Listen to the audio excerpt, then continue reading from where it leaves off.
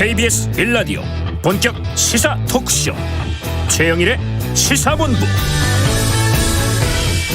안녕하십니까. 최영일의 시사본부 시작합니다. 지금 대선 과정을 레이스 이렇게 부릅니다. 출전한 선수들이 승패를 다투는 경주라는 뜻인데요. 그런데 이게 나 혼자 잘 뛰어서 이기는 경주가 아니죠. 상대에게 타격을 주는 공격도 하고 또 방어도 해야 합니다. 그래서 전쟁에 비유하기도 하는데요. 무기가 말이죠. 무기가 말입니다. 말로 하는 전쟁. 그러다 보니 또 말이 격해지게 됩니다. 최근 한 전직 교수의 거친 말을 여과 없이 인용 보도한 언론사들이 선관위의 주의 조치를 받았습니다. 또 한 여당 현역 의원이 출신 대학을 분교, 제2캠퍼스, 지방대 이렇게 표현한 것도 논란이 있네요. 자, 의원직에서 사퇴한 정치인이 자연인으로 돌아간다. 이 말도 화제가 됐는데 오늘은 압수수색이 이어졌습니다. 자, 말은 생각에서 나오고 행동으로 이어집니다. 언론은 남의 말을 가져다가 싸움 붙이기보다는 취재로 진실 검증을 해야 하고요. 내일이 또 수능일인데 정치도 교육 현실에 반성을 하고 개혁을 해야겠죠. 그 자연인은 또 수사 대상입니다. 자, 올바른 생각에서 상식적인 말과 행동이 나옵니다. 최영일의 시사본부는 올바른 집단지성과 함께하겠습니다. 지금 출발합니다.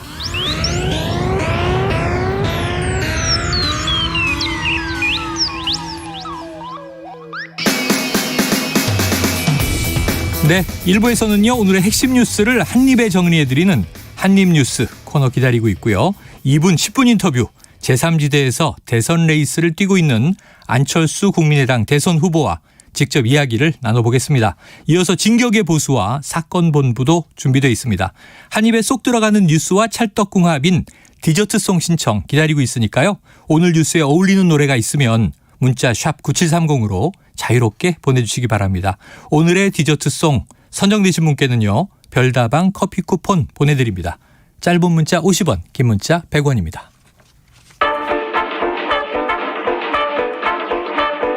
최영일의 시사본부 한입뉴스. 네, 오늘의 핵심 뉴스를 한입에 정리해드립니다. 한입뉴스 박정호 오마이뉴스 기자 그리고 오창석 시사평론가 나와 계십니다. 어서 오세요. 안녕하십니까. 자, 이게 당정이 마구 충돌하고 있는 것 같습니다. 이 방역지원금 문제, 네. 기재부가 물러서지 않고 있는 거죠. 그렇습니다.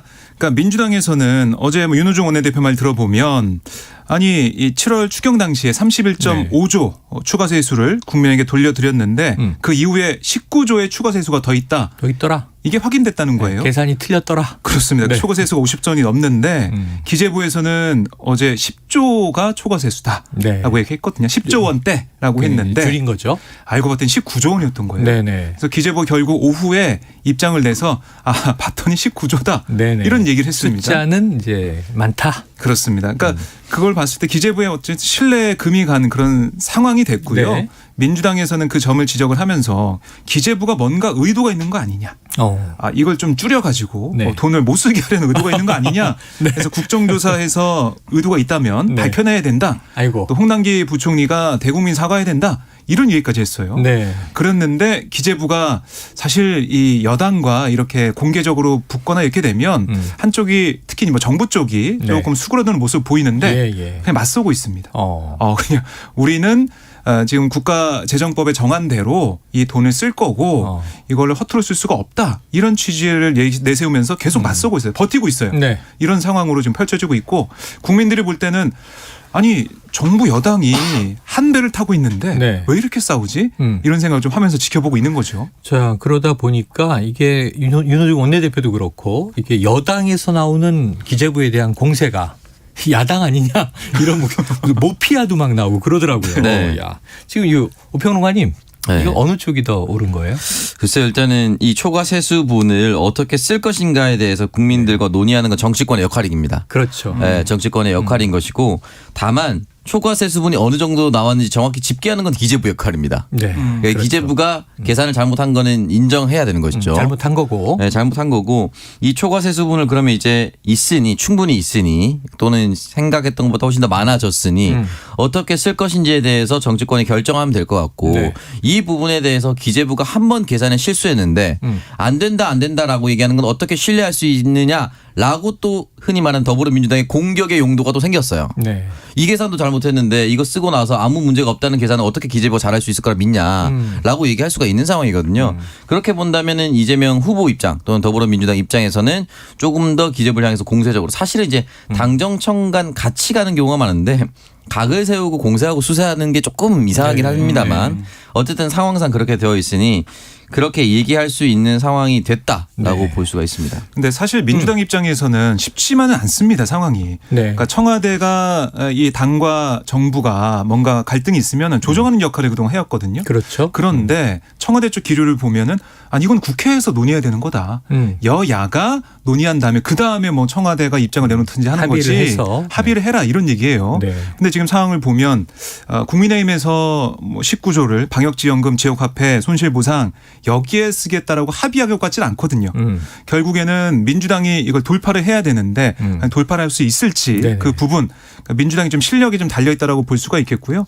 그러니까 정부가 뭐 반대하는 입장에서 보이고 있지만 이재명 후보를 비롯한 민주당에서는 지금 민심이 약간 좀 흔들리고 있고 민주당 쪽에 안 좋은 상황을 보면 이게 뭐 여러 가지 요인이 있겠지만 그 중에 네. 하나가 바로 이 홍남기의 벽을 못 넘었던 부분들. 예. 그러니까 국민들이 간절하고 절실한 그런 보상 부분에 대해서 국가가 곳간만 지키려는 그런 모습을 보였기 때문에 이런 반발이 있었다고 보는 거예요. 예. 그래서 이재명 후보가 지금 대선 후보가 돼서 이렇게 나와 있는 상황에서도 예전과 똑같은 모습을 보여준다?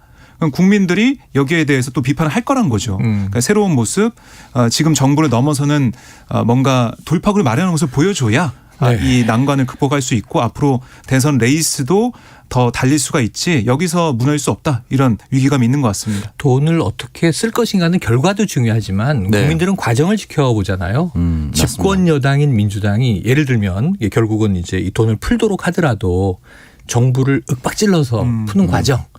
홍남기 경제부총리가 마치 맞서는 모습으로 보이는 이런 과정 이게 그렇게 좀 좋아 보이진 않는다. 왜냐하면 제가 어릴 때 생각을 해보면 아버지는 외식하자.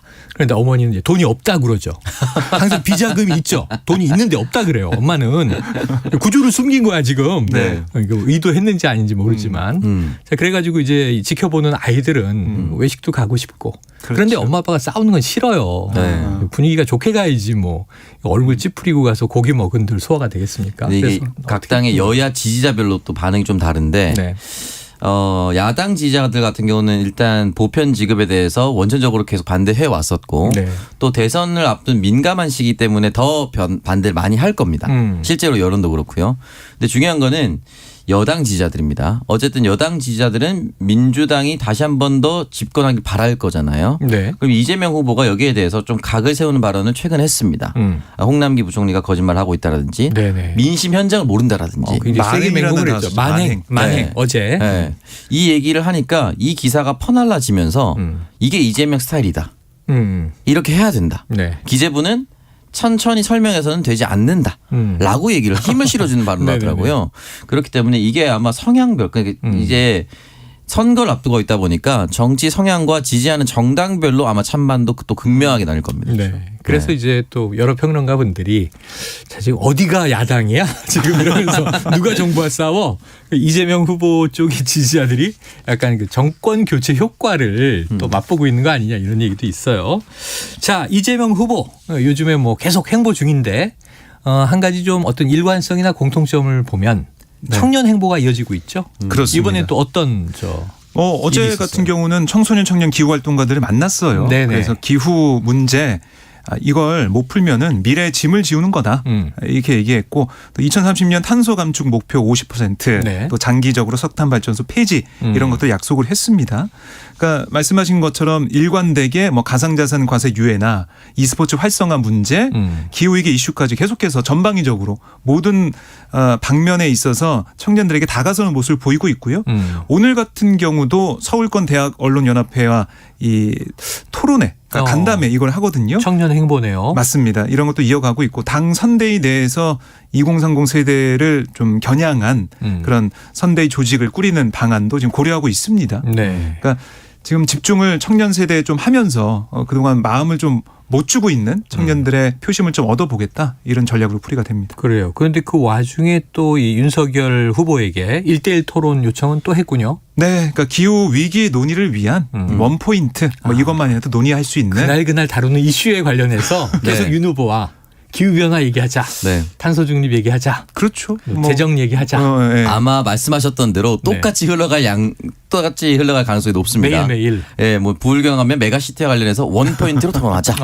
강원을 가면 강원도를 어떻게 살릴 것인가에 대해서 원 포인트로 논의하자. 네. 재난지원금 관련해서 원 포인트로 초과세수 어떻게 쓸 것인지에 대해서 네네네. 1대1 토론하자. 네네. 계속 얘기할 텐데 윤석열 후보 입장에서는 굉장히 솔직히 말씀드려 굉장히 느긋합니다. 그 어떠한 여론조사를 보더라도 불리하게 나오는 게 없습니다. 최근까지. 지금 현재, 네. 그렇기 때문에 토론을 받을 이유는 전혀 없죠. 네, 그렇기 때문에 당분간은 토론이 성사되기 좀 어렵다라고 보고요.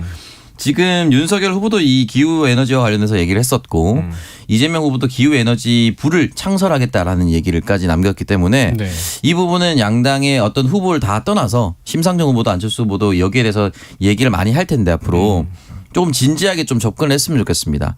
우리가 지금 1.5도, 뭐 2도가 마지노선이다라는 네, 얘기를 하잖아요. 네, 근데 네. 서구권에서는 우리가 쓰는 셀시우스라고 하는 섭씨를 안 쓰는 국가도 많습니다. 화씨를 많이 쓰죠. 화씨 파레나이트를 쓰잖아요. 네네. 근데 왜 섭씨냐? 파레나이트를 쓰면은 이제 33점 몇 도가 돼요. 네, 다르죠, 이게. 이게 그러면은 33점 몇 도만 없어지면은 사라집니다. 뭐 지구는 끝납니다. 이게 안 먹혀요. 너무 많이 남은 것처럼 보여요. 2도 정도 하니까 정말 급박하게 남은 것처럼 느껴지거든요. 숫자가 더 받툰 섭씨가 좋다. 네, 그렇게 얘기를 하고 있는데 그러려면 해야 될 것들이 너무 많습니다. 사실 우리가 당장 쳐다보는 전기 자동차, 뭐 수소 자동차 이것뿐만이 아니라 우리가 만드는 시멘트 그리고 자원을 채취하는 때의 과정, 건물을 지을 때의 과정이 훨씬 더 많은 이산화탄소를 배출합니다. 네. 그렇기 때문에 이 부분에 대해서는 정말 전 세계적으로 논의를 해야 되고 대한민국도 선진국 반열에 올랐었고 뭐 탄소세도 내야 되는 상황이기 때문에 자칫 잘못하면은 자동차 판매량보다 탄소세를 내야 되는 금액이 더 커질 수도 있거든요. 네, 네. 실제 이 위기에 놓여져 있기 때문에 아주 진지하게 고민해야 되고 하나 더는 전기 자동차를 만약에 대폭 도입한다. 라고 하면 당장 전기를 예전보다 훨씬 더 많이 쓰겠죠. 그렇죠. 그러면 탈원전 당장 가능한 것인가? 이 부분에 대해서 정면으로 마주해야 돼요. 진보 진영은 탈원전을 그동안 아주 꾸준히 얘기했지만 탈원전을 대체할 만한 대체 에너지가 아직 그 효율성이 확보되지 않았습니다. 네. 그러면 솔직하게 얘기를 해야 되거든요. 그렇기 때문에 보수는 굉장히 쉽죠. 탈원전 백지화만 얘기하면 되니까. 지금 이게 청취자분들이 이게 오평님 한국의 그레타 툰베리 같아요. 자, 뗏목 타고 한번 태평양을 건넙니까? 그레타 툰베라보다 한 20살이 많아서. 네네. 소녀, 이게 또 소년이라고 하기에는 연배가. 그래도 청년이잖아요. 몸무게 비쌀 것 같습니다. 네. 그래요. 몸무게는 같다. 특이한 비교가 나왔네요. 자, 이제 이런 와중에 지금 지난주 이준석 대표가 이 자리에 와서 한 이야기가 본인 개인차는 전기차다. 맞습니다. 그런데 지방 한번 가려면 부산 갔다 오려면 너무 이 충전소를 많이 네. 거쳐야 돼서 고속도로에선 전기가 막 쭉쭉 달라봐요. 그래서 결국 이제 관용차를 선거 기간 동안 탄다 얘기를 하더군요. 네. 아직까지 참 우리가 개선해야 될 대목이 많은데 기후변화는 계절마다 우리가 체감을 하는 것 같습니다. 네. 또 올 겨울 날씨는 어떨지 걱정이 되고 있어요. 네. 자, 어쨌든 이런저런 문제 청년 행보를 하는 이재명 후보. 하지만 아까 말씀하셨지만 윤석열 후보는 부자 몸조심이죠. 네. 네, 맞습니다. 굳이 토론에 응해서 실점할 이유가 없잖아요. 실점의 기회를 또 만들 이유가 없잖아요. 네. 그런데 이제 이재명 위기론이 이제 민주당 내에서 나오면서 메머드급 선대위가 뭐 도움은 못 주고 짐이다. 또는 왜 이렇게 기민하지 못하냐 질타도 받았고요. 그러다 보니까 이제 구원 등판론이 나오는데 우리가 이렇게 알고 있는 선수들의 이름이 또 나오고 있어요. 네. 그러니까 오늘 이재명 후보가 오후에 정세균 전 국무총리 또 네. 이해찬 전 대표 등 그러니까 당의 원로들과 차담을 할 예정이에요. 네. 그렇게 좀 알려지고 있는데 말씀하신 것처럼 이제 메머드급 선대위 원팀이라고 하면서 선대위 출범식도 성대하게 하고 했는데 뚜껑을 열어봤더니 좀 뭔가 삐걱대는 것 같고 네. 일이 잘 안 되는 것 같고 조직이 너무나 크다 보니까 다들 손 놓고 있는 것 같고 활발하지 않아요. 후보만 그렇습니다. 보인다. 이렇게 네, 하고 그러니까 있습니다. 그런 상황이기 때문에 이런 지지율도 정체가 되어 있는 상황, 격차가 오히려 더 벌어지고 있는 추이가 나오고 있고 네. 또 선대위를 어떻게 운영해야 될지, 선대위 코어를 어떻게 만들어야 될지 이런 여러 가지 것들을 경험이 있고 경륜이 네. 있는 그런 원로들한테 들어보겠다. 특히 이해찬 전 대표 같은 경우는 사실 지금 국민의힘에 등장할 것으로 강력하게 예상이 되고 있는 김종인 전 비대위원장과 맞선 적도 있고. 아유, 오랜 맞수죠. 네. 80년대 선거부터. 88년도에 네. 막 관악에서 네. 시작으로. 예, 국회의원 선거 붙은 다음에 어떻게 보면 악연이면 악연이라 볼 수 있는 네. 그런 상황을 좀 이어오고 있는데 대항마로서 또 부각이 되고 있기 때문에 오늘 어떤 얘기를 할지 어떤 조언을 할지 좀 관심이 집중되고 있습니다. 네, 좋아요. 어떤 또 새로운 메시지가 나오는지 볼 텐데 지금 양정철 이 전 민주연구원장 등판론도 나오는데 오평론가님 이거 이유가 있습니까? 일단 기본적으로 당내에서 화합이 잘 안 되고 있다. 또는 이재명 후보로 선출이 됐음에도 불구하고 캠프와 다른 캠프 또는 캠프에 참여하지 않았었던 그냥 민주당 의원들과 융합이 잘 안 되고 있다. 뭉치질 못하고 있다. 네, 그래서 사실은 지난 총선을 되돌아보면은 그 당시에 양정철 민주연구원장이 흔히 말하는 180석 규모 정도를 출범시킬 때 아주 큰 역할을 했다. 네. 그렇다면 그 당시에 공천을 받고 또는 공천하는 과정 또는 전략을 짜는 과정에서 지금 현역 의원들이 도움을 많이 받았을 가능성이 높습니다. 네네. 그러면 마음의 빚이 있을 수도 있고요. 실제로 양정철 원장이 아니었으면 내가 당선 못 됐을 거다. 내가 공천 못 받았을 거라고 생각하는 의원들도 있을 겁니다. 네. 그런 사람들의 마음까지 융화시킬 수 있는 사람이기 때문에 다시 이름이 거론될 수밖에 없는 것이고요. 네. 이해찬 대표 같은 경우는 민주당의 큰 어른이기 때문에 네. 또 거기에 대해서 또 큰 의미가 있고 문재인 대통령과 함께 어떻게 보면 친문 이전에 친노부터 걸어왔던 사람입니다. 아, 그렇죠. 국무총리였잖아요. 네, 그렇기 때문에 여러 민주당 역사를 다 꿰뚫고 있기 때문에 또 거기에서도 또 가져오는 또 화합 그런 것들이 있기 때문에 이 두 사람의 이름이 계속 올라올 것 같고 아마 제 생각에는 이해찬 대표 정도까지는 아주 조만간에 빠른 결단으로 합류하지 않을까라는 생각이 듭니다. 합류하지 않을까. 네. 합류한다? 박 기자님? 네, 저도 합류를 할 것 같습니다. 네. 왜냐하면 이해찬 전 대표와 네. 양정철 전 원장도 양정철 전 원장은 모르겠어요. 이해찬 전 대표는 오지 않을까. 왜냐하면 네. 김종인 전 위원장과 좀 맞설 수 있는 그런 예. 중량감 있는 인사가 필요하거든요. 32년 동안 뭐 2년 악연을 맺어온 네네. 88년도부터 사실은 지난 2016년 총선 때는 공천을 못 받았어요. 이해찬 네. 전 대표가. 아, 그렇죠. 그때 김종인 비대위원장이 민주당에 있었지 않습니까? 네네. 못 받고 나중에 무소속으로 당선돼서 들어왔는데 그렇죠. 그런 일도 있었고 또 지난 야, 총선 그 흐름을 때는 보면은 맞붙었었고 그땐 이해찬 전 대표가 네. 민주당의 홍준표였네요. 그죠? 그때는 굉장히 요즘 굴욕을 분위기. 당했죠. 그렇죠. 예. 네. 그때 예, 뭐 이른바 뭐 친노의 좌장부터 해서 친노 인사들이 공천 못 받는 그런 일들이 있었는데 네. 그런 것부터 해서 많이 회자가 되고 있는 상황에서 이 뭔가 매치업이 좀 만들어지는 그런 네네. 모습이 되지 않을까. 이해찬 전 대표에서 오지 않을까 생각이 듭니다. 32년의 선거 역사를 얘기하니까 오평론가님은 그때 계셨어요? 언제요? 32년 전에. 제가 88년 36세기 때문에 네. 있긴 있었죠. 아, 있긴 있었네. 88 올림픽 때 4-5살. 네, 그렇습니다. 지금은 이제 평론가가 돼서 훌륭한 청년으로 활동하고 있죠. 네, 맞습니다. 자, 12시 38분 막 넘었는데요. 교통 상황 좀 알아보고 오겠습니다. 교통정보센터의 김한나 리포터 나와주세요. 네, 사고 소식이 잇따르고 있습니다. 먼저 경부고속도로 서울 쪽으로는 달래내 부근에서 2차로에서 사고가 났습니다. 1, 2, 3차로가 다 막혀 있는 상황이고요. 금토분기점 부근에서 정체되고 있습니다. 이후로도 양재에서 반포나들목까지 속도 내기 어렵고요. 반대 부산 쪽으로는 옥천 1터널 부근에서 작업을 하고 있는데 이 여파 때문에 목천나들목부터 금강나들목까지 5km 정체되고 있습니다. 이전에도 서울 요금소 부근에서 수원 나들목까지 8km 사이에 차가 많고요. 제2경인고속도로 성남 방면으로는 문학나들목에서 비탈면 보수 작업을 하고 있어서 인천 시점부터 문학나들목까지 5km 구간 꽉 막히고 있습니다. 계속해서 서울 시내입니다. 강변북로 구리방면 가양대교에서 월드컵대교 쪽으로 추돌 사고가 났습니다. 5차로가 막혀 있어서 차선 변경 잘 하셔야겠고요. 내부순환도로 성산 쪽으로는 정릉 터널과 램프 사이에서 작업 때문에 부근으로 서행하고 있습니다. 또 북부간선도로 종암분기점 방면으로도 묵동에서 원릉분기점 쪽으로 2차로를 막고 작업을 하고 있어서 정체가 심합니다. 목적지까지 안전운전하시기 바랍니다. KBS 교통정보센터였습니다.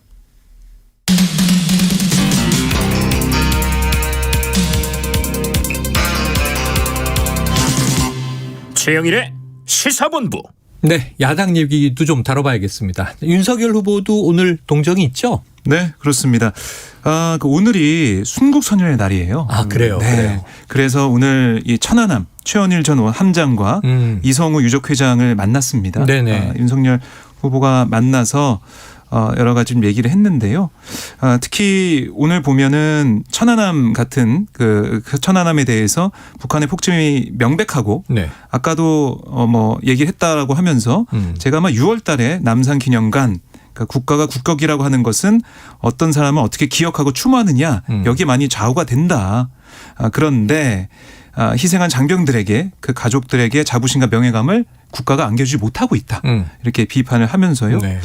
앞으로 이 부분들을 잘 챙기겠다. 이렇게 강조를 했습니다. 그래요. 자, 천안함 유족을 만난 게 처음은 아니죠, 윤 후보가. 그렇습니다. 네네. 네, 이전 정치 활동하면서부터 네. 많이 챙기고 만나고 했는데 순국 선열의 날이었다. 오늘 우리가 또 그걸 잘 몰랐네요. 자, 그런데 지금 이번 주에 윤석열 후보의 큰 숙제는 과연 풀릴 것이냐 안 풀릴 것이냐. 선대위 구성이에요. 이준석 대표도 좀 빠르게 될 것이다. 또 한 20일까지는 될 것이다. 또 여러 가지 얘기가 있고 오늘 이준석 대표와 만나잖아요. 네. 인선 구성안을 마무리 짓겠다. 예, 그렇게 좀 보여져요. 네. 그러니까 물론 윤석열 후보가 오늘도 뭐 김종인 위원장과 만나냐 뭐 이런 여러 가지 선대위 관련된 얘기에 대해서 아니 뭐 과정이 어떻거나 경위가 어떻거나 뭐 그런 여러 가지 얘기가 나오고 있는데 믿지 말라.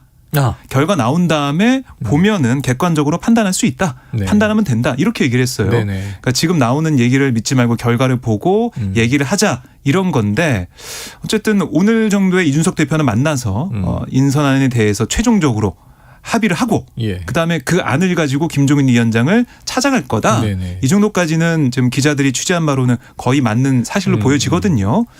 결국에는 정리가 어떻게든 될 것 같고 김종인 전 위원장의 원톱 이 인선은 거의 확실시해졌다.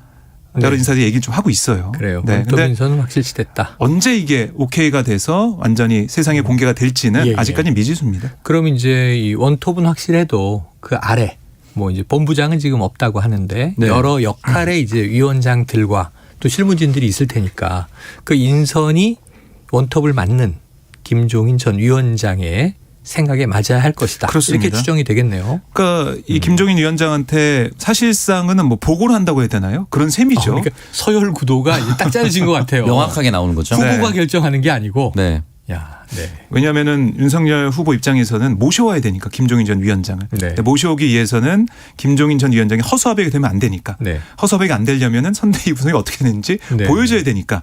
그러니까 이렇게 결재를 좀 받아야 이게 완벽하게 완성이 되지 않을까 생각이 듭니다. 그러면서도 또 이제 최고위 나가지 않던 아침엔 조찬에 이용호 무소속 의원이 네. 만났고 네. 어제 보니까 나경원 전 의원 만났더라고요. 합류하나요? 네, 나경원 전 의원 같은 경우는 공동선대위원장으로 들어올 것 같다라고 네. 좀 알려지고 있어요. 중진 의원이죠. 그렇습니다. 윤석열 후보가 먼저 요청을 해가지고요. 나경원 전 의원이 어제 이제 당사로 와서 만났는데 뭐 어떻게든 돕겠다라고 했으니까요. 네. 아마 인선에 들어가는 걸로 확실시되고 있고 또 어제 아침에는 원희룡 전 지사를 지사를 만났습니다. 네네. 그래서 만나가지고 뭐 합류를 요청했다고 들려지고 있고 아마 공동선대위원장이 되지 않을까 싶어요. 네. 근데 원희룡 전 지사가 한 말 중에서 귀에 들어오는 게 예. 홍준표, 유승민 네. 두 사람 빨리 모셔와야 된다 그런 얘기를 했습니다. 네. 근데 홍준표 의원은 올 생각이 없어 보이고 유승민 전 의원도 거의 지금 잠적한 상태거든요. 그래요. 이 부분을 좀 어떻게 풀 잘. 것이냐. 승복한다고는 다 했지만은 이 전당대 날에 근데 그 이후의 행보를 보면 오히려 민주당보다 더 못한 거 아니냐 네. 이런 지적도 나오고 있습니다. 이게 원희룡 후보 같은 경우는 조금 몸이 다를 수 있어요. 왜냐하면 애초에 윤석열 후보를 돕고 네네. 다음 당대표나 아니면 다음 종로 출마 선언을 미리 확약 받아놓고 사실상 팀으로 움직인 거 아니냐 이런 비판을 네네. 예비 경선 때부터 받았거든요. 그래서 윤석열 후보가 같이 합시다 했는데 바로 나가 있었거든요. 그러니까 나 혼자 너무 빨리 나왔나? 네. 이런 생각을 좀 할 수가 있습니다. 그렇기 때문에 다른 후보 경쟁했던 후보도 같이 하자. 네. 계속 얘기하는 거죠. 나만 이렇게 얘기하는 거냐? 나 미리 준비한 거 절대 아닌데 네. 당을 위해서 얘기하는 거야. 이렇게 뉘앙스를 풍기고 있거든요. 그래요. 네, 그런 의미가 있고 나경원 전 의원 같은 경우는 정치를 아마 계속 해야 되기 때문에 만약에 국민의힘은 지금 정권 교체를 한다고 가정하고 있을 거 아닙니까? 네. 그러면은 내년 서울시장 후보 교체는 없을 거예요. 그렇죠. 그러면 나경원 후보는 어딘가에 공천을 받고 새로운 도전을 하거나 다른 걸 열어놔야 됩니다. 하다못해 본인 스스로도 당대표를 열어둘 수도 있는 것이고요. 네. 그렇기 때문에 합류를 해야만 다른 다음 스텝을 준비할 수 있어서 그렇죠. 본인 스스로도 이번 선대위에 반드시 합류하고 싶어 할 겁니다. 네. 대선에 기여해야 또 자신의 정치적인 맞습니다. 행보가 열린다. 자, 그런데 이제 오창석 평론가 뭐 시사본부에서는 이 친윤 평론가로 활동하고 계시지만 하지만 이제 민주당 내부 사정을 워낙 잘 아시잖아요. 네네. 이름을 하나 들었는데 김한길 전 민주당 대표. 네. 자, 이번 선거에 이름이 나와서 그러면 이제 이 민주당 지금 내부 사정이 복잡하니까 이제 뭔가 전직 대표로 그 역할을 하는구나 그랬더니 윤석열 선대위 합류 이야기가 나왔어요. 네. 이게 팩트인가요? 일단은 영입 추진 중이다라고 권영세 의원이 얘기를 했기 때문에. 권영세 의원이 김한길 전 대표의 영입을 네. 윤 캠프가 추진 중이다. 네. 그러니까 이게 김한길 대표의 마지막 커리어가 언젠가 찾아보면은 민주당의 전신인 새정치민주연합의 공동대표가 가장 큰 직함이었습니다. 네네. 그 당시 공동대표는 안철수 현 국민의당 대표였고요. 네, 그랬죠. 네, 그렇게 그랬었는데 이른바 어게인 한광옥이다. 2012년에 박근혜 캠프에. 예, 네. 박근혜 캠프에 이른바 호남 표심 네. 또는 영호남의 화합을 위해서 호남 인사를 의도적으로 끌어왔었거든요. 지금도 무소속 이용호 의원을 만났던 것도 그렇고 네네. 박주선 전 의원을 만난 것. 네네. 이미 동교동계 일부가 합류하지 않았습니까? 김동철 전 의원. 김동철 의원 같은 경우는 2020년 플랜카드를 보면은 반드시 당선돼서 이낙연과 함께 민주당 정권을 재창출하겠습니다. 이런 플랜카드를 붙여놓고 네. 활동했었던 사람이란 말이죠. 근데 여기에 더해서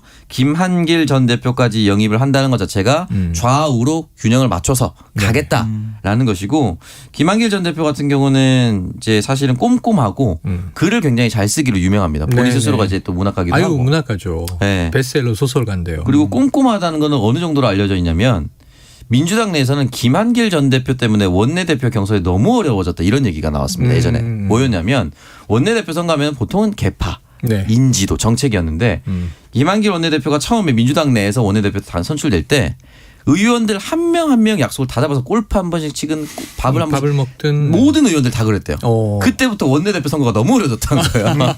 네. 네, 그 정도로 꼼꼼한데 아마 도움이 어느 정도는 될 것 같은데 민주당의 반대로 타격이 될 것인가? 민주당의 타격은 안 될 것 같습니다. 윤석열 네. 후보에겐 도움이 되는데 또 의외로 네. 이재명 후보에게 타격이 되진 않는다. 왜냐하면 민주당 내에 김한길 전 대표를 좋아하거나 네. 여전히 지지하는 세력이나 의원들이 없습니다. 정말요? 네, 저는 거의 없다고 보면 왜냐하면 결정적으로 아까 제가 양정철 원장 얘기를 들었는데 뭔가 마음의 빚이 있어야 되거든요. 네네. 그러니까 김한길 전 대표 같은 경우는 너무 멀어진 사람이에요. 네, 오래됐죠. 그러니까 2016년부터 이미 안철수 대표가 공동대표였다가 국민의당을 쪼개서 나갔잖아요. 그럼 적어도 김한길 전 대표와 인맥이 네. 있는 사람은 2016년부터 2021년까지 약 5년간 아예 공백 상태입니다. 네. 그렇기 때문에 교류점이 없기 때문에 큰 타격이 없고 이 부분이 결정적으로는 국민들에게 어떤 영향을 미치느냐 예. 이게 중요한 건데 호남 표심을 찾아올 수 있는 표현을 쓴다면 도움이 되고요. 아니면 큰 도움은 안 될 수도 있습니다. 역시 민주당 내부 사정을 잘 아는 이제 오 평론가의 이제 분석을 들어봤고요. 제가 볼 때는 네. 이게 김종인 전 위원장이 과연 좋아할까? 김한길 전 대표를 국민통합위원회에 모셔서 영입해 오는 함께하는 걸. 걸 좋아할까? 네. 그런 생각이 들고 이게 후보 직속위원회거든요. 오히려 김종인 전 위원장이 볼 때는 뭐 그동안 얘기해왔던 뭐 하이에나 뭐 이런 여러 네네. 비유에 등장했던 네. 그런 걸로 좀 보지 않을까 그런 생각이 들어요 저는. 김종인 전 위원장 보면 기분이 안 좋을 것 같다. 굉장히 부정적이신데요. 네. 친윤 평론가를 만나서 제가 또 한 말씀 드려봤습니다. 김종인 이제 위원장의 입장에서는 네, 입장에서는 탐탁치 않은 아직 선이다. 오지도 않았는데 하이에나라고. 그러게 말이에요. 하이에나, 뭐 파리떼, 자리사냥꾼, 뭐 네. 여러 가지 좀 거친 말들이 나왔었습니다. 한번 이 김한길 영입설이니까 네. 한번 지켜보죠. 네. 오늘 오후에 뭔가 윤곽이 나오면 이런저런 또 인물들에 대한 평가가 있겠죠. 자, 오늘 좀 이 큰 뉴스가 이거였어요. 어제 권오수 이 도이치모터스 대표죠. 네. 이 구속영장 실질심사를 받았는데 밤사이에 보니까 구속영장이 발부가 됐습니다. 그러니까 그렇습니다. 바로 이제 그렇다면은 윤석열 후보의 배우자 김건희 씨가 이제 여기다가 돈을 투자한 걸로 돼 있는데 네. 이 수사 가능성 급물살 탄압 이런 이제 관측 보도들이 나오기 시작했어요. 네. 박 기자님 어떤 정황입니까? 그러니까 이게 자본시장법 위반 혐의거든요. 네네. 그러니까 이 주가 조작을 한 혐의로 검찰이 영장을 청구를 했고 발부 사유는 증거를 인멸할 염려가 있다. 이걸로 발부가 됐습니다. 네. 그러면 여기에 주가 조작하면서 돈이 들어가서 그걸 가지고 자본시장을 어지럽게 한 건데 김건희 씨는 어떻게 될 것이냐. 네. 돈을 맡긴 건 다 드러나고 있잖아요. 예, 2010년, 계좌도 2011년. 한번 경선 과정에서 공개한 바 그렇습니다. 있죠. 그래서 뭐 손해 봤다. 오히려 손해 봤다. 이렇게 손해봤다. 윤석열 후보는 주장을 했는데 골드만삭스 출신이라 그래서 맡겼는데 손해보고 절연했다 이랬죠. 그렇습니다. 근데 이걸 봤을 때 과연 검찰이 보는 건 공범 혐의거든요. 공범이냐 아니냐. 네. 이 주가 조작을 하는 걸 알고 돈을 맡겼냐 안 맡겼느냐. 이게 지금 쟁점으로 보이는데 네.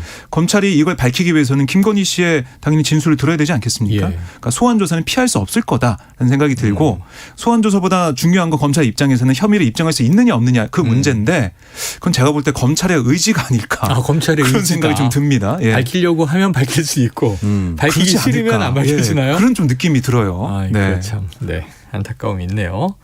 자, 이거 관련해서 지금 또 어제 그동안 이 도주 중이어서 행적을 모르던 그 브로커 이모 씨도 검거가 됐다. 이 소식도 이제 함께 나온 데다가 지금 보니까 오늘 곽상도 전 의원의 자연인으로 돌아가겠다 이렇게 얘기했는데 자연인으로 돌아간 분의 자택이 압수수색 되고 있어요. 지금 현재 진행 중입니까? 네, 지금 진행 중인 걸로 알려지고 있고요. 뭐 이 자연인이 됐으니까 검찰 입장에서는 더 부담 없이 이제는 압수수색, 이제 특권이 없다. 강제 수사 할 수 있는 그런 상황이 됐죠. 네. 그러니까 이 부분은 50억이 어떻게 해서 들어가게 됐느냐. 이거는 국민들이 볼 때 너무 의심이 가는 의혹이 있는 상황이잖아요. 네. 이건 좀 밝혀야 되는 그런 부분이 되겠고 압수수색 이후에 이제 소환 조사 이게 좀 수순으로 이어질 것으로 보입니다. 아, 그래요. 네. 하나은행 본점도 압수수색 중인데 이건 어떤 또 의도인가요? 그러니까 하나은행 컨소시엄이 만들어지면서 그러니까 화천대유한테 100% 이제 몰아준 거 아니겠습니까? 네. 그 일을 하라고.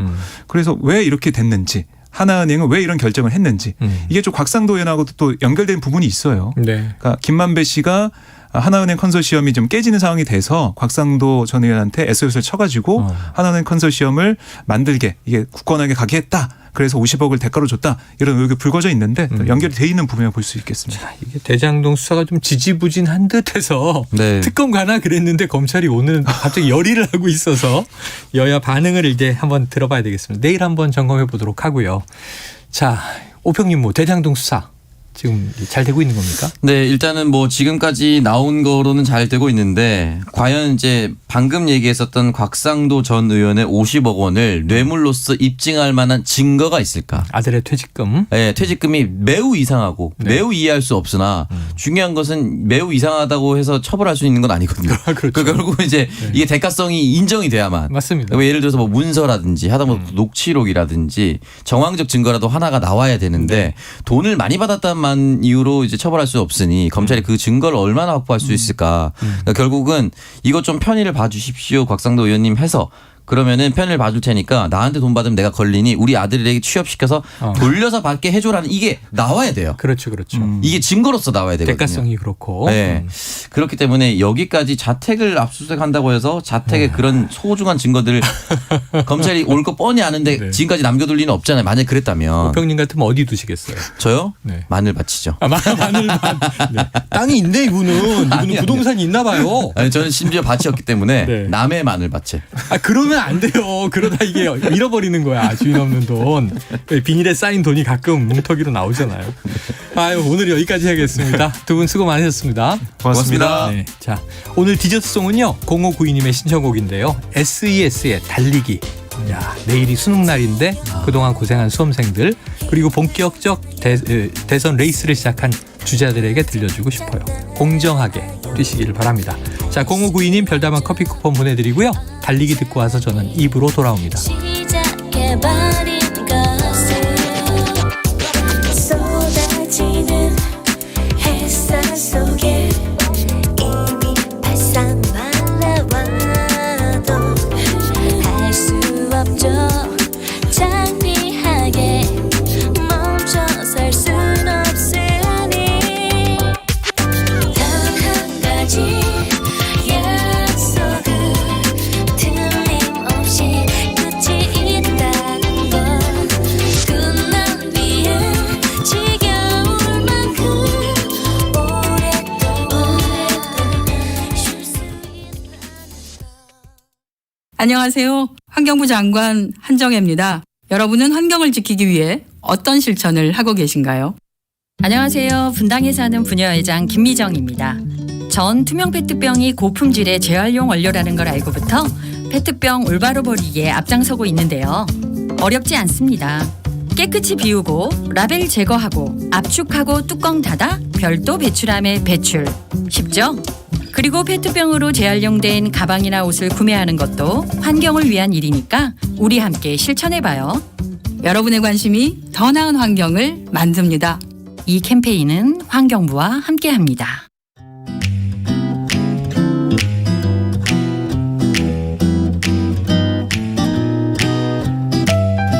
안녕하세요. 바른말 고운말입니다.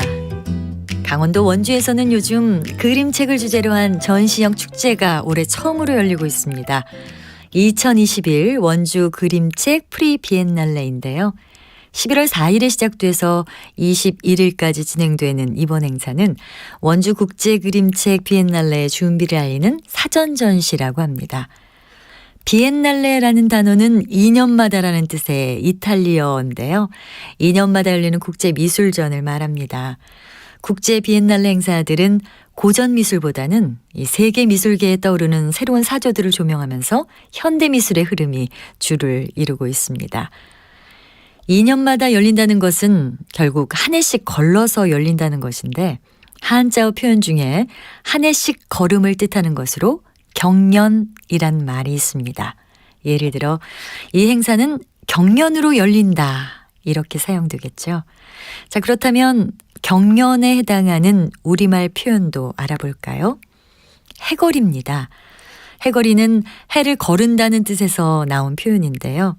이 대회는 해거리로 열린다 이렇게 쓸 수 있습니다. 그리고 농업과 관련해서 보면 한 해를 걸러서 열매가 많이 열림 또는 그런 현상을 해거리라고 합니다. 한 해에 열매가 많이 열리면 나무가 약해져서 그 다음 해에는 열매가 거의 열리지 않는 것을 말하죠. 참고로 이런 현상을 가리켜서 경년결과 또는 경년결실이라고도 합니다. 바른말 고운말 아나운서 변희영이었습니다.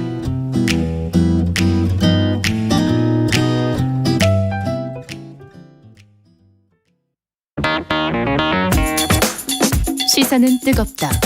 조직적으로 움직였다는 의심이 드는 사건입니다. 아니 정치 권력이 더 두 번째는 뭐냐면 정말 진짜 그건 지금 변이에요. 김영남 의원 때론 차갑게 식혀야 할 때도 있다. 그러니까 너는 죄가 있어 이렇게 판단하는 건 잠시만요. 이 잠깐만 부분이 이제 문제잖아. 그만 문제라고. 그만 잠깐 끊고 가겠습니다. 시사는 시원하다. 이처럼 소가 화장실을 이용하면 배설물을 한 곳에서 처리할 수 있으니까 온실가스 배출량을 획기적으로 줄일 수 있다고 하는군요. 시원한 바람처럼 기분 좋은 소식이 있다. 시사의 핫앤쿨 KBS 1라디오에 다 있습니다. 평일 저녁 7시 20분 정준희 교수의 KBS 열린 토론, 평일 밤 10시 5분 김성환의 시사야. 많은 청취 바랍니다.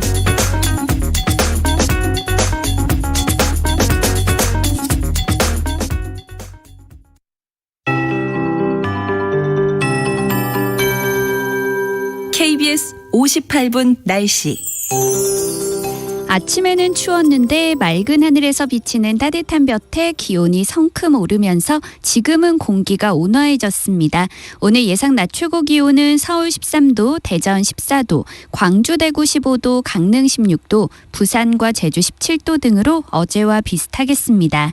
대학 수학 능력 시험일인 내일은 오늘보다 기온이 조금 더 오를 전망이어서 수능 추위는 찾아오지 않겠습니다.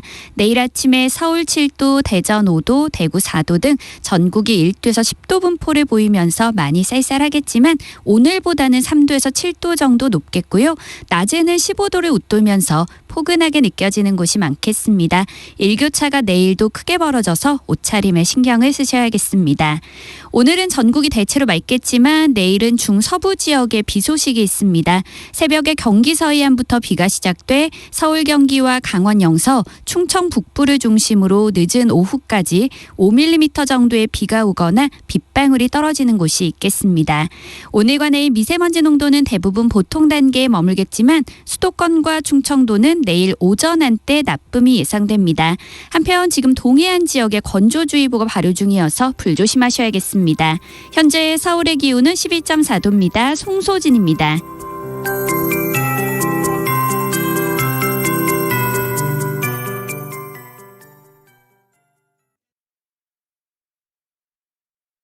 정성을 다하는 국민의 방송 KBS가 한시를 알려드립니다. AM 711kHz, FM 97.3MHz, KBS 1라디오입니다. HLKA.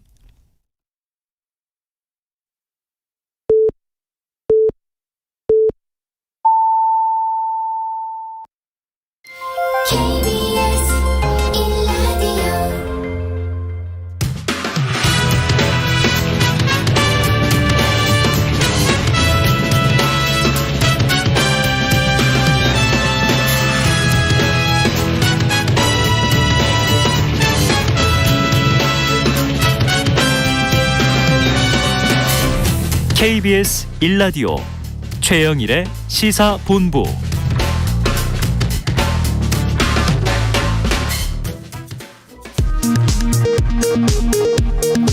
정보센터 뉴스입니다. 손영래 중앙사고수습본부 사회전략반장은 일상회복 시작 이후 전체적인 코로나19 유행 규모가 증가하는 것은 일정 부분 불가피하다며 그런 점을 감안할 때 현재 확진자 규모, 유행 양상의 증가는 예측 범위 내에 있다고 설명했습니다. 정부가 응급 상황에서 코로나19 재택치료자를 신속히 이송하기 위해 각 시도 119 종합상황실에 재택치료관리팀과 24시간 한라인을 구축했습니다. 정부가 코로나19 상황에서 널리 쓰이는 위드 코로나, 부스터샷이라는 용어를 우리말인 단계적 일상회복, 추가 접종으로 바꿔서 사용해달라고 당부했습니다. 정부가 일반 음식점으로 등록되어 있는데도 조명과 음향시설을 갖추고 유흥시설과 유사하게 운영되는 업소들에 대한 방역관리를 강화하기로 했습니다. 지금까지 정보센터 뉴스 정한나였습니다.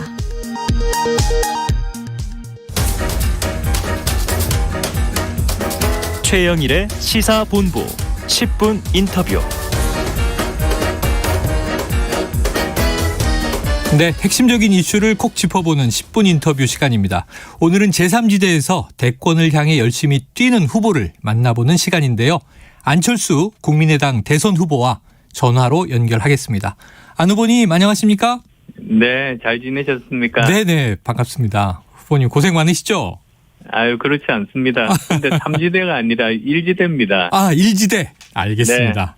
네. 자, 3지대 아니다. 1지대다 이렇게 선언을 해 주셨습니다.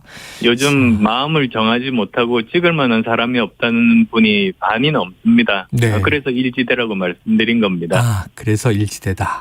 자, 그런데 이제 세 번째 대선 도전이세요. 그래서 먼저 각오를 좀 여쭙겠습니다. 지금 대한민국이 정말로 위기 상황이라는 건 모든 분들이 다 아실 겁니다. 네. 근데 또 더 심각한 건 우리 바깥에 지금 미국과 중국을 중심으로 기술 패권 전쟁 중이거든요. 네네. 그래서 지금 대선에서 가장 중요한 주제가 이럴 때 대한민국의 생존 전략은 무엇인가? 앞으로 우리는 무엇을 먹고 살 것인가? 네. 그런 미래 담론이 중심이 되어야 되는데 네. 지금은 네거티브나 과거 발목 잡기만 서로 왔다 갔다 하고 네. 특검 이야기만 나오고 있지 않습니까? 네네. 그래서 저는 우리나라가 앞으로 살아남기 위해서 무엇을 해야 되는지를 중요한 그 핵심 의제로 만들고자 대선에 나왔습니다. 네, 중요한 지적을 해주셨어요. 요즘에 저희 시사 프로그램에서도 계속 대장동 의혹, 고발사주 의혹 이것만 핵심적으로 다루다 보니까 전형적인 꼭 필요한 대선 의제가 사라진 거 아닌가 안타까워하는 분들은 많이 계시고요. 그렇죠. 자, 예, 안 후보님 과거 지지율 1위를 달리셨던 때도 있습니다. 그런데 지금 지적해 주셨지만 거대 양당의 이제 독주 체제는 가속화되고 있고 공고화되는 것 같습니다. 자, 완주 의지 한번 여쭤보겠습니다. 네, 저는 제가 대통령으로 당선되려고 나왔습니다. 그리고 또 제가 정권 교체를 하러 나왔습니다. 지금 지지율은 어떻게 보면 막 양당의 경선이 끝나서 지금까지는 그곳에만 관심이 집중되어 있었지 않습니까? 네. 그러다 보니 또 서로 상대를 응징하려는 마음이 결집이 되고 좀 과거 회고식의 그런 분위기여서 네. 지금은 양당 후보들에게 관심이 있고 뭐 지지율도 그쪽으로 가 있는데요. 결국은 이런 먼지가 가라앉으면 대선이라는 게 결국은 전망 투표, 미래를 위한 선거이기 네네. 때문에 이제 앞으로 주요 후보들 4명 뭐 원내 정당이라고 말씀드리겠습니다. 네. 원내 정당 4명 후보 중에 누가 과연 앞으로 5년간 책임을 지고 대한민국을 더 좋은 대한민국으로 만들 수 있을 것인가 판단하시리라고 믿습니다. 네네. 자, 먼지가 가라앉으면 전망 투표로 나가게 될 것이다. 그런데 지금 이제 지지율을 저희가 매주 보고 있으니까요. 지지율을 보면 뭐 이제 이재명 후보도 격차가 벌어지니까 지금 이제 다급한 여러 가지 전략들을 구사하는데 안 후보님 입장에서 어떻게 지지율의 반전을 좀 만들어내시겠습니까? 전략이 필요할 텐데요. 저는 정책으로 다가가겠습니다. 사실 제가 제일 먼저 내세운 정책이 세계 5대 경제 강국 G5가 되겠다고 말씀드렸거든요. 네. 그러니까 미국, 영국, 프랑스, 독일, 일본과 어깨를 나란히 하는 나라가 되겠다는 건데요. 네. 그 방법은 1등과 2등 차이가 아주 심하게 벌어지는 걸 초격차라고 합니다. 네. 삼성전자 반도체가 그거거든요. 그래서 마찬가지로 이러한 초격차 과학기술 5개만 확보하면 삼성전자급의 회사를 대기업을 5개를 우리나라가 보유하게 되고 네. 그렇게 되면 우리는 5대 경제 강국에 들 수 있다. 그 공약이 제 1호 공약이었습니다. 네네. 1호 공약. 자, G5에 진입을 한다. 국가의 위상을 세계 5위 안으로 끌어올려서 적어도 미국, 영국, 프랑스, 일본과 어깨를 나란히 하겠다. 그런데 지금 아까 말씀드렸던 양강구도 말이죠. 안 후보님 이 대한민국의 5년을 자 음주운전자와 초보운전자 중 한 사람에게 맡기는 건 말이 되지 않는다 이렇게 격한 쓴소리를 하셨어요. 근데 여기서 이재명 후보가 또 음주운전이 차라리 낫다는 얘기를 했다가 좀 구설에 휘말리기도 했는데 한 사람은 감옥을 갈 게 뻔하다 이런 얘기도 하셨어요. 지금 이재명 후보, 윤석열 후보를 좀 평가해 주신다면요. 예, 뭐 저도 같은 후보여서 조금 조심스럽긴 합니다만 네. 사실 그렇게 비유를 한 것이 음주운전은 불법이고 네. 초보운전은 불안하지 않습니까? 네네. 그런데 저는 지금까지 보시면 아시겠습니다만 10년간 무사고 운전자입니다. 무사고 운전. 네네. 그래서 대한민국호를 모범적으로 운전할 수 있다. 저는 그 말씀을 드리고 싶습니다. 네. 아유, 비유가 아주 깔끔하시네요. 음주운전자, 초보운전자, 무사고 운전자. 자, 지금 가상의 정책 홍보관 폴리버스 캠프 지금 OX 퀴즈가 등장했더라고요. 그렇습니다. 전과 사범도 전 세계 자랑스러운 대통령이 될 수 있다? 이 물음표가 있습니다. 1000배 수익 나는 부동산을 설계해 특정 기득권에 나눠줘야 한다. 야, 이런 질문. 이거는 명백하게 지금 좀 이제 앞서 있는 후보를 겨냥한 거죠? 저희들 메타버스에 들어가 보셨나 봐요. 네. 사실 누구나 쉽게 들어가서 가상 세계에서 저희 공약이라든지 선거 캠프라든지 퀴즈라든지 또는 저하고 함께 사진을 찍어서 그걸 SNS로 올릴 수도 있습니다. 네네. 요즘은 그런 세상이거든요. 지금 현재 그 여당 후보가 메타버스를 타고 돌아다니시는데 네.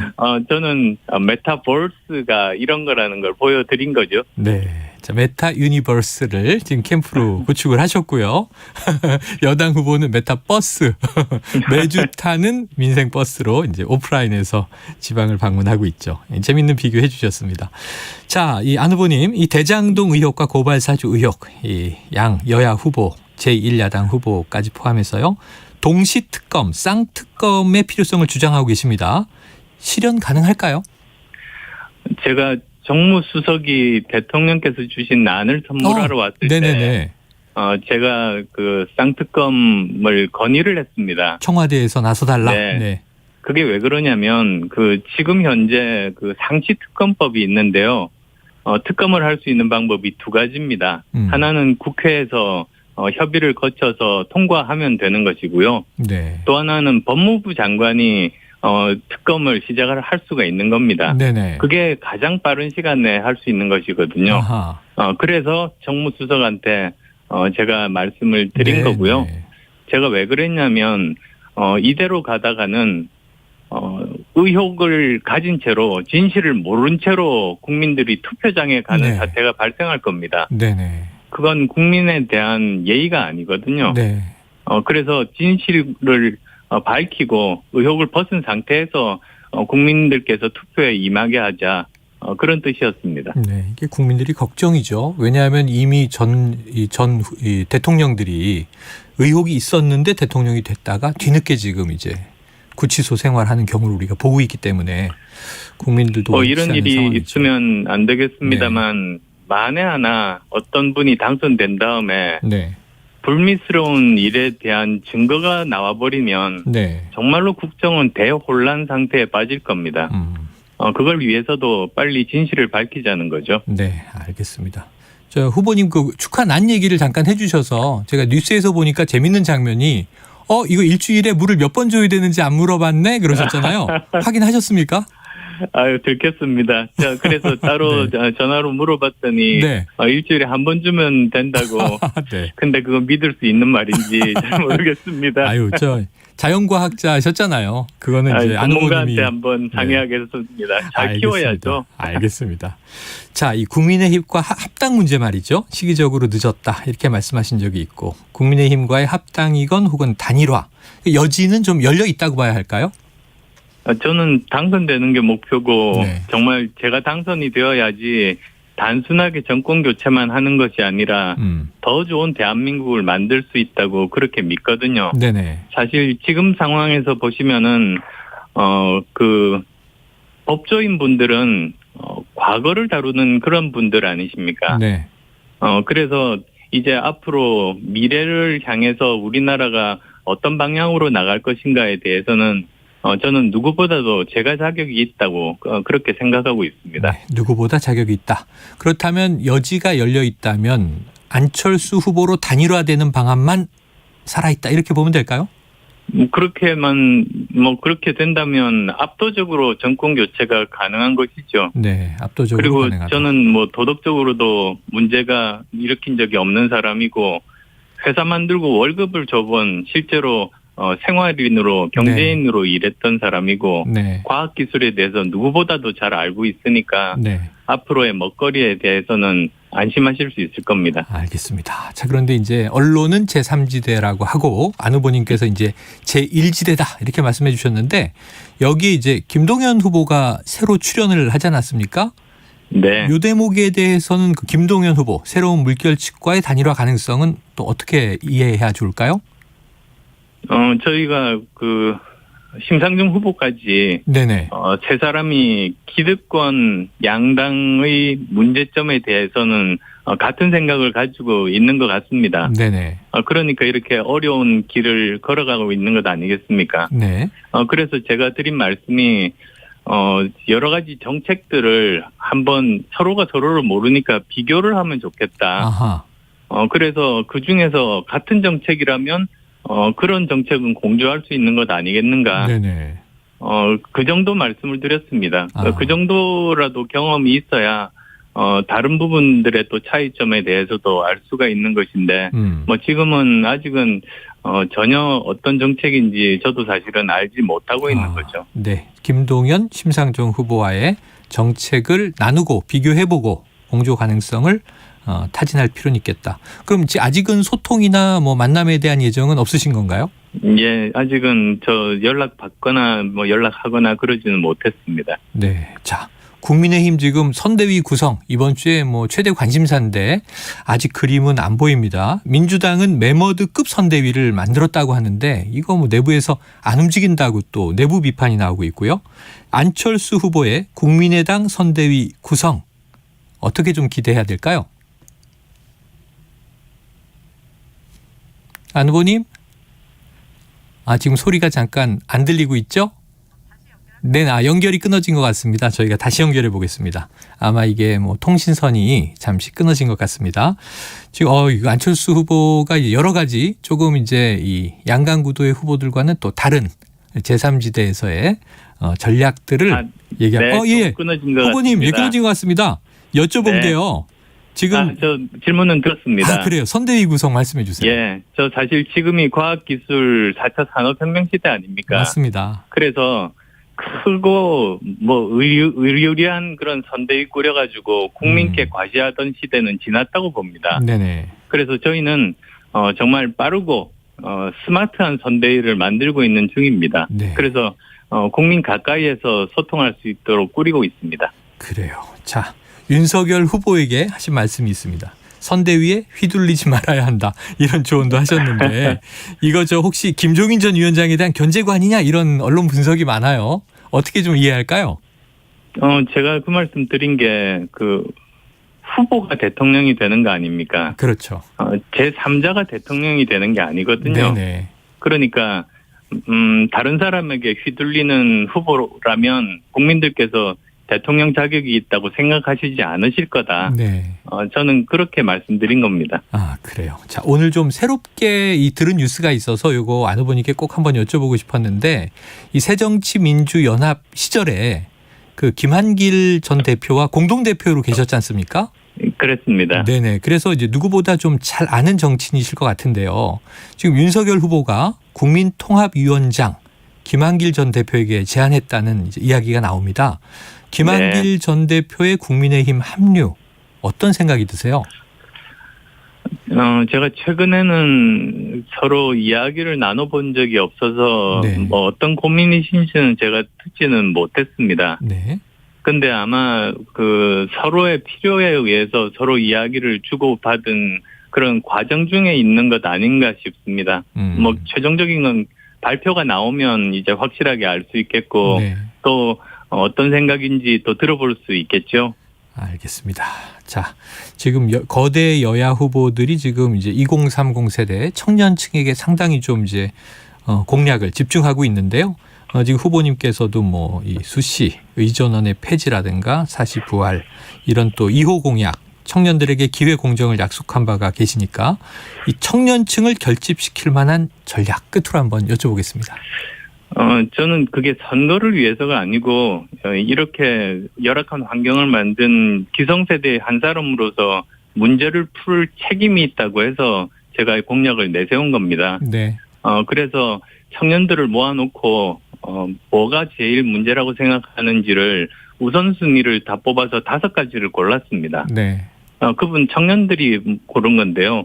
그래서 가장 처음이 공정이더라고요. 공정. 사회에 진출할 때 대입이나 취업 때 제일 먼저 부딪히는 게 아빠 찬스, 부모 찬스 때문에 네네. 불공정하게 떨어지는 것 있지 않습니까? 그렇죠. 그래서 저는 대학 입시에 있어서는 부모 찬스의 수시 폐지하고 수능하고 내신의 정시로 전면 전환하겠다고 했고요. 네. 또 로스쿨을 안 나온 사람도 자격고사를 치면 로스쿨 졸업생과 마찬가지로 변호사 자격시험을 칠 수 있게 하겠다. 네네. 또한 취업 청탁은 근절하는 법률을 만들어서 엄하게 다스리겠다. 네. 그런 공약들을 발표를 했고 오늘은 또 군대 관련해서도 공약을 발표하고 있습니다. 5가지니까 오늘 2가지까지 발표했습니다. 아, 그래요. 한번 쭉 듣고 꼼꼼하게 살펴보도록 하겠습니다. 의혹 소식만 전하다가 안 후보님 연결해서 오늘 정책 얘기를 들으니까 대선이 이런 거지 하는 생각이 새삼 드네요. 자, 앞으로 좀 선전하시길 바라고요. 오늘 말씀 고맙습니다. 네, 감사합니다. 예, 지금까지 안철수 국민의당 대선 후보였습니다. 최영일의 시사본부는 여러분과 함께합니다. 짧은 문자 50원, 긴 문자 100원이 드는 샵 9730. 라디오 어플 콩과 유튜브는 무료로 참여하실 수 있습니다.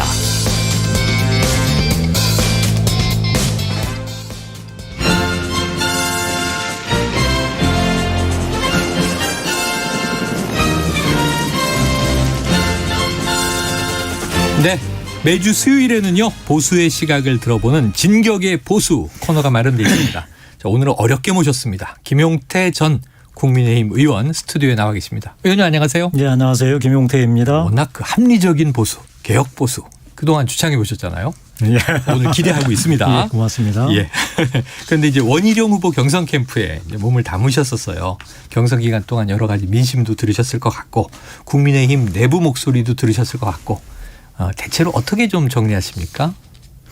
이번 대선에서 네. 우리 국민의힘이 정말 절실하게 다만 겸손하게 하면 네.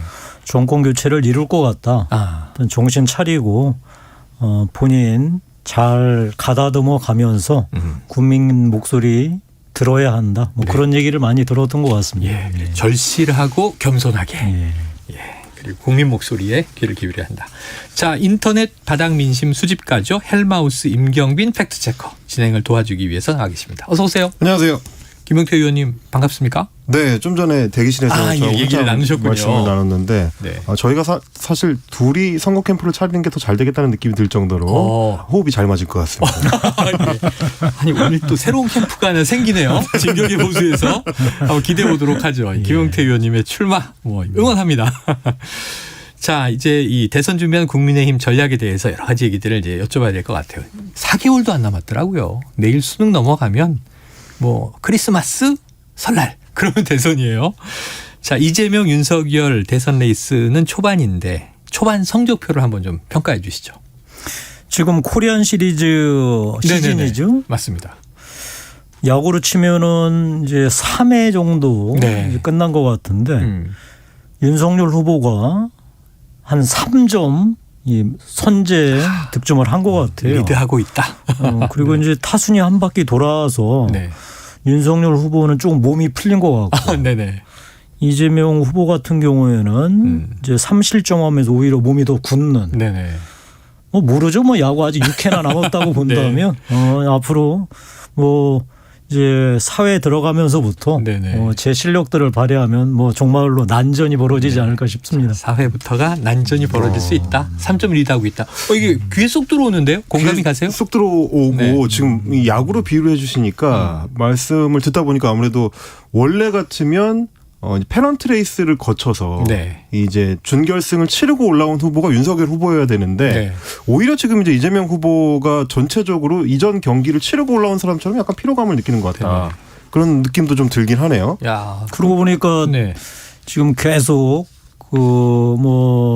이 플레이오프도 치르고 4, 5위전도 치렀던 두산이 사실은 몸이 잘 풀려가지고 이 몸이 안 풀린 1위 팀 KT를 좀 압도할 거라 생각했는데 지금 전혀 다른 양상이죠. 그렇죠. 비슷한 흐름인 것 같습니다. 근데 저는 그거 하나 의원님께 여쭤보고 싶은 게 초반에 이제 윤석열 후보의 행보를 보면은 전체적으로 후보가 이제 앞에 나서기보다는 좀 돌출 변수를 좀 통제하려는 것 같은 이제 움직임. 그래서 대체로 뭐 정책 관련된 발언은 뭐 페이스북을 통해서 메시지가 나오거나 뭐 이제 그런 식으로 하고 이제 주말 일정을 뭐 거의 안 잡는다든지 뭐 아니면 이제 지면 인터뷰를 통해서 좀 정리된 발언이 나오는 위주로 가는 것 같더라고요.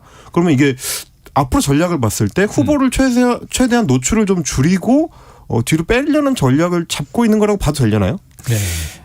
부자 몸조심은 조금 심한 말인 것 같고 그건 아니고 뭐 학습 효과 아니겠어요.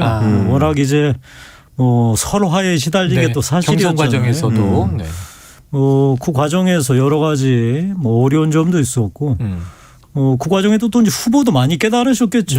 그래서 보다 정제된 이 발언들을 해야 되겠구나. 특히 이제 정책 관련해서는 캠프를 포함해서 뭐 더 나아가서는 당과 조율을 해야 되겠구나. 아마 이제 그런 차원에서 정제된 발언이 이루어질 수 있는 일종의 플랫폼, 뭐 페이스북이 됐든 지면 인터뷰가 됐든 이런 쪽으로 지금 치중하는 것 같습니다. 뭐 어느 후보나 마찬가지겠습니다만 단점을 최대한 좀 보완하고 커버하고 장점을 극대화하는 전략을 이제 구사하는데 조금 전에는 김용태 야구 해설위원님의 한국 시리즈 분석인 줄 알았어요. 다시 정책으로 돌아왔습니다. 자, 여기서 선대위 구성이 지금 이번 주에 제일 핵심적인 이슈가 되고 있는데요. 많은 말들이 나오고 있어서 그 이야기들 한번 모아봤습니다. 듣고 와서 고견을 또 듣겠습니다. 김종인 위원장이 하는 역할이 그게 선대위 전체에 그 화합을 이루고 선거 전에 도움이 되느냐 이 문제가 이제 걸리는 거지. 지금 이제 김한길 전 의원, 뭐 전 대표 이분은 우리 당과 상대 당에서 계속해서 활동을 해 오셨던 분 아니겠습니까? 그렇죠. 그래서 그런 분이 우리 당 선대위 구성에 합류한다면은 뭐 중도 확장에 큰 도움이 될 거라고 생각이 되고 뭐 가능성이 있다고 봅니다. 대선 승리를 위해서 그래서 정말 더 좋은 대한민국을 만들어가는 데 있어서는 어떤 역할이든 마다하지 않고 모두들 힘을 합쳐야 되는 때다 이렇게. 더 많은 분들 의견을 좀 들어야 되기 때문에 또 의견을 들으면 또 점점 나은 의견들이 오기 때문에 서두를 일은 아닌 것 같고. 그런 성안된 것을 가지고 김종인 위원장님과 최종적인 상의를 아마 할 수도 있을 것 같습니다. 네, 지금 뭐 이 직함 생략하고요. 이재호, 권영세, 나경원, 윤석열, 이준석 이 목소리가 들렸는데요.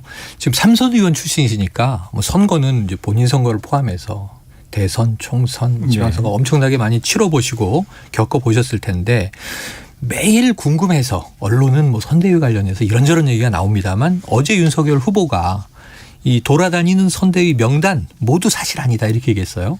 현재 상황, 선대위 구성에 대해서 좀 어떻게 보고 계십니까? 후보만 알겠죠. 후보만 안다. 그리고 심지어는 아마 후보도 다는 모를 것 같아요. 후보도 다 모른다. 왜냐하면 이제 뭐 계속 바뀔 수 있으니까요. 네. 뭐 윤곽은 대충 나온 거는 것 같고요. 네.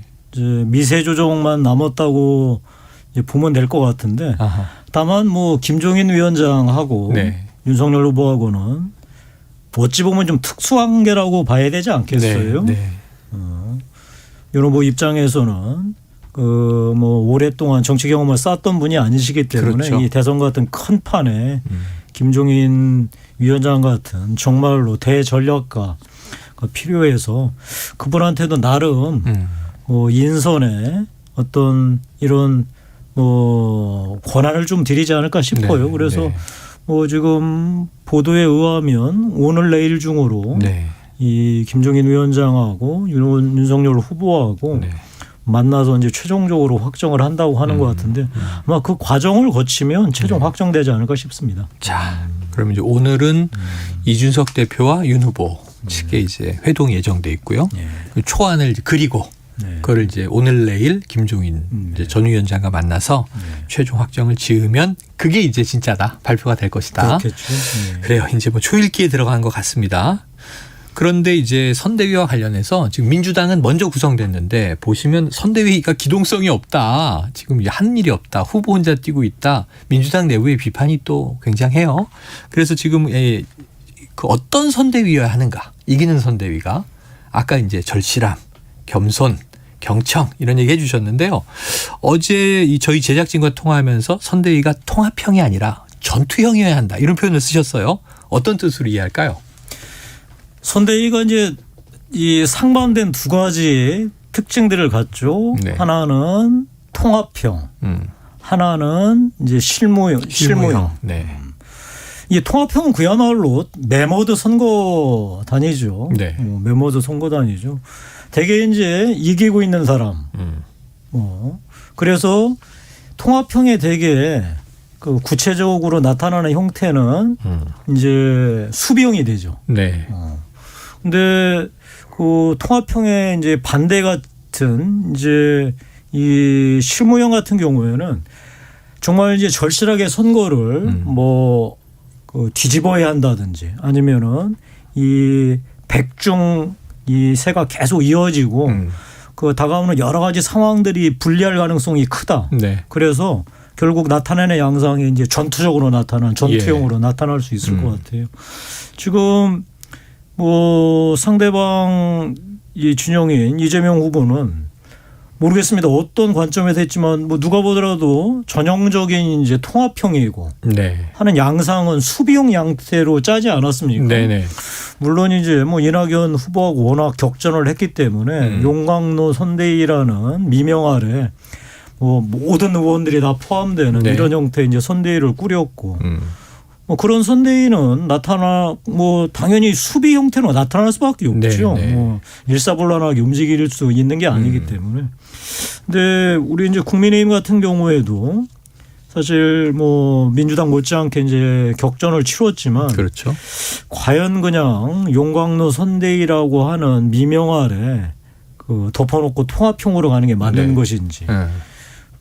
그리고 지금 뭐 지지율이 뭐 10% 이상 앞서고 있는 조사가 많으니까 적절하게 수비만 잘하면 크게 이기든 최소한 개가바둑으로라도 이기지 않겠느냐. 이렇게 가정하는 게 과연 맞는지 그건 잘 모르겠습니다. 그건 좀 아니라는 생각이라고 보시는 건가요? 제가 보기에는 아까 말씀드린 대로 현장에서는 국민의힘이 이길 거는 같은데 다만 겸손하게 대신 절실하게 해라. 그러면 우리 국민들이 잘 선택을 해보겠다라고 하는 것 이게 바닥 민심이라고 본다면 우리가 잘 판단을 해야 되겠죠.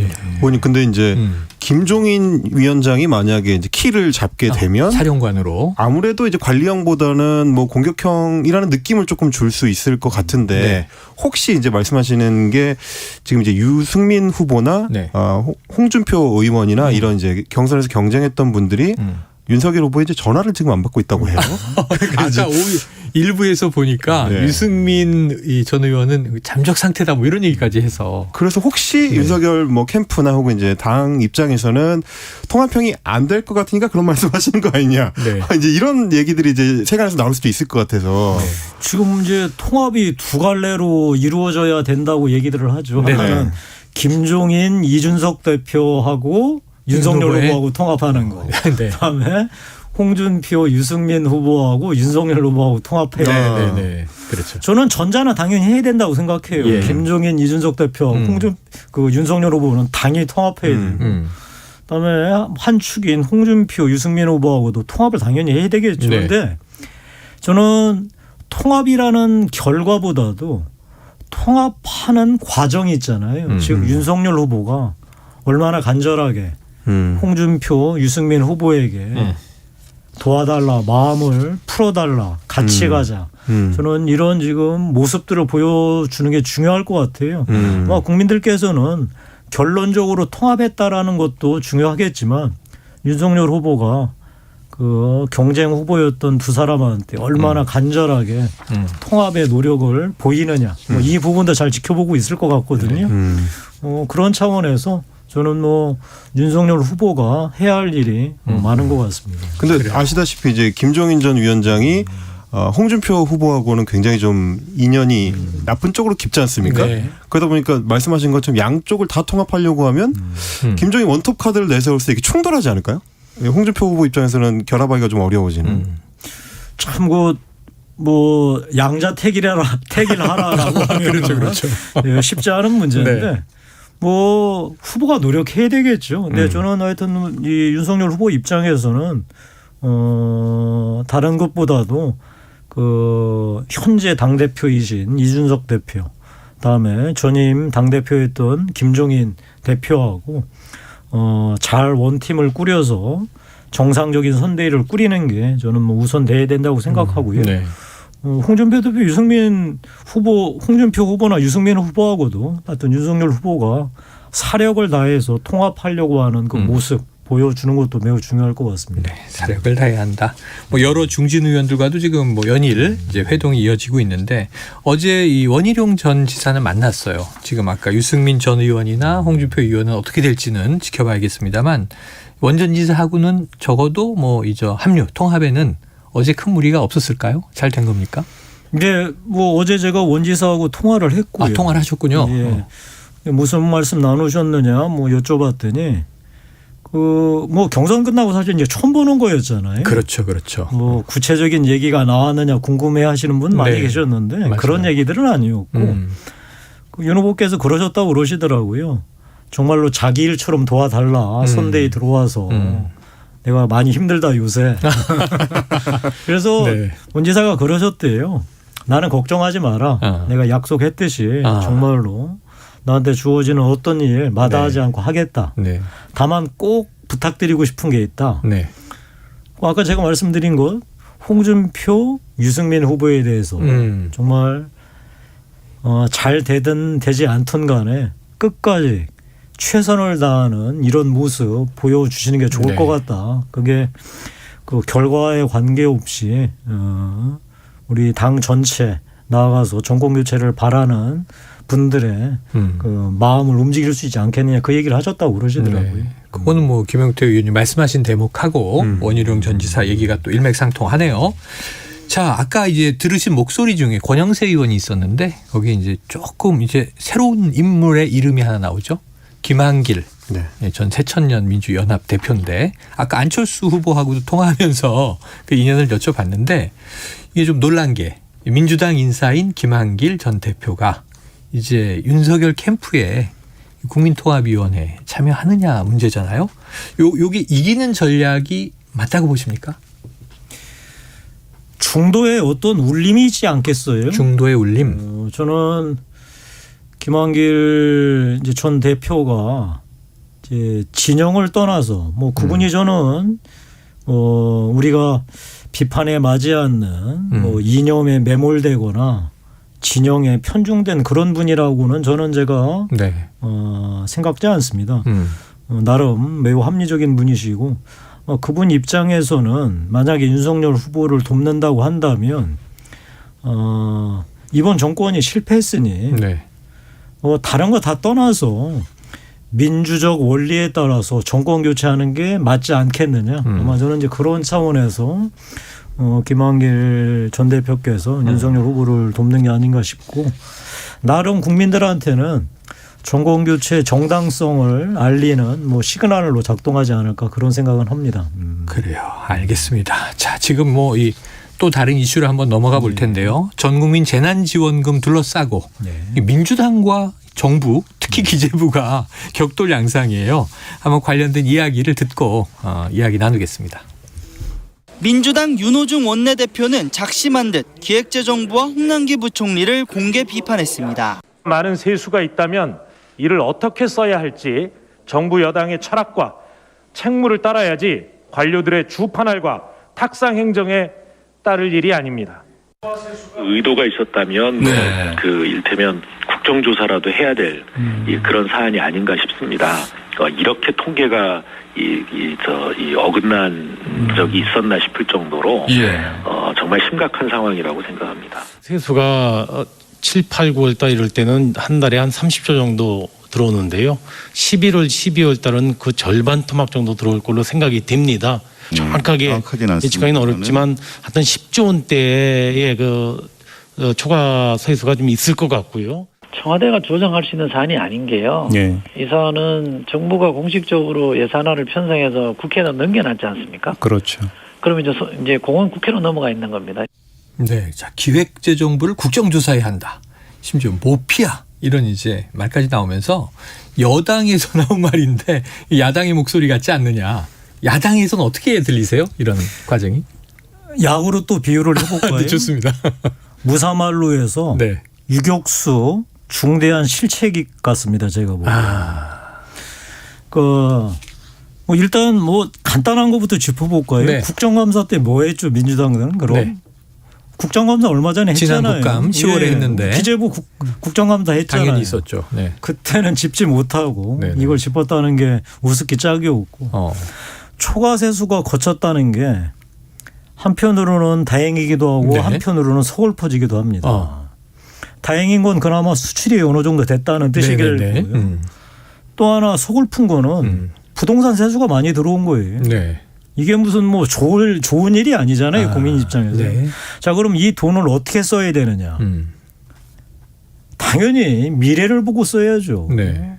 자, 미래를 본다는 게 두 가지예요. 하나는 우리 다음 세대를 위해서는 당연히 이 국채를 갚아야죠. 빚진 거. 또 하나는 미래를 위해서는 뭐가 필요하냐면 지금 무너진 자영업자 소상공인의 생존 기반을 복구시켜주는 데 돈을 써야죠. 물론 뭐 이제 우리 국민들 많이 고생하셨으니까 재난 위로금 형태를 주겠다. 그런데 효과로 한번 따져보시자고요. 지금이 소비 진작할 상황인가요? 인플레 지금 압박이 엄청나게 심해지고 있는 상황에서 소비 진작은 그야말로 어불성설이고요. 구체적으로 필요한 사람들. 지금 이재명 후보가 지금 밖에 다니시면서 계속 하시는 말이 그 말씀이시더라고요. 기재부 책상머리에만 앉아있지 말고 현장 나와서 국민들의 고통을 보라. 네, 맞습니다. 그 국민들이 누구예요? 일반 국민이 아니시고 생존 기반이 무너진 자영업자 소상공인이거든요. 저는 제가 이 말씀을 꼭 드리고는 싶습니다. 국가의 존재 이유에 대해서는 정말로 오늘 이 자리에서 꼭 말씀드리고 싶습니다. 우리가 국가적으로 보훈 사업을 하잖아요. 국가의 명령으로 군인들에게 나가서 싸우라. 그래도 죽거나 다쳤을 때 국가가 책임지겠다라고 해서 보훈 사업을 하는 거잖아요. 저는 이번 코로나 때 뭐 여러 가지 자영업자들한테 명령을 내려서 뭐 가게 문을 닫거나 장사를 못 했잖아요. 저는 이분들이 군인하고 똑같다고 생각을 해요. 국가의 명령으로 국가의 생존 때문에 이 사람들한테 구체적으로 피해를 입혔잖아요. 그럼 국가가 책임을 져줘야죠. 그거 플러스 이 사람들이 정말로 이 자리에서 재기하지 못하고 무너지면 이 경제 미래는 더 암담해지는 거예요. 네. 따라서 지금 여러 가지 혹시라도 여력이 되면 저는 그것보다도 여력 말고라도 더 정말 우리가 적극적으로 이분들의 생존 기반을 복원해내는 것 여기에 집중을 해야지. 저는 이재명 지사가 왜 자꾸만 전국민 재난지원금에 이렇게 집착하는지 모르겠어요. 저는 이재명 지사께서 지금 본인이 지지율 제고를 위해서 문재인 정부하고 차별화를 얘기를 하시는 것 같던데 차별화를 한다 하더라도 그럼 방향이 좀 잘 맞아야 할 것 같은데 저는 방향이 오히려 문재인 정부가 실패했던 정책보다 더 나가는 그쪽 방향으로 반대 방향이야. 좋지 않는 방향으로. 그래 저는 약간 의아합니다. 왜 이렇게 하시는지. 그 의원님 이게 말씀하신 게 약간 제가 이제 듣다 보니까 약간 모순되는 지점이 있다고 느끼는 게 19조의 추가 세수가 거쳤으면 일단 국채를 갚아야 된다. 이거하고 이제 손실 보상을 위해서 자영업자들을 이제 보조해줄 수 있는 방안을 만들어야 된다. 이제 두 가지 말이 사실은 좀 충돌하는 건데 그동안 이제 국민의힘이 거의 이제 비슷한 패턴을 보여오긴 했었거든요. 기존에 자영업자들에 대한 손실 보상을 소급으로 해가지고 지난해 고생했던 것까지 해주자라고 처음에 이제 여당에서 냈을 때 반대해가지고 이제 손실보상 방안이 이제 좀 어려움을 겪었다라는 이제 인식을 갖고 있는 국민들이 워낙 많다 보니까 지금 윤석열 후보 같은 경우도 내년에 대통령이 되면 50조를 쓰겠다라고 이제 얘기를 했는데 그러면 올해 20조를 쓰고 내년에 30조를 쓰면 되지 않느냐. 이런 얘기에 대해서는 좀 어떤 명확한 그 답변이 아직 안 나오고 있는 것 같아서. 잠깐만요. 그거는 사실관계가 좀 다르네요. 네네네. 자영업자 소상공인에 대해서는 소급 적용하자. 그것도 100%. 이게 저희 국민의힘의 일관된 입장이었습니다. 그러니까 전 국민한테 모두 나눠주는 방식이 아니라 소상공인 자영업자한테는 100% 그다음에 소급 적용하자. 이게 이제 기본적인 거였고요. 사실은 돈이 만약에 추가 세수가 생기잖아요. 어느 국가든 간에 빚을 갚는 게 최우선이에요. 왜냐하면 빚은 이자가 붙잖아요. 그러니까 지금 갚아놓는 게 미래에 훨씬 유리한 거예요. 그런데 그 빚을 다 갚지 않고 나머지를 다른 데 쓸 때는 뭐가 어떤 이유가 있느냐.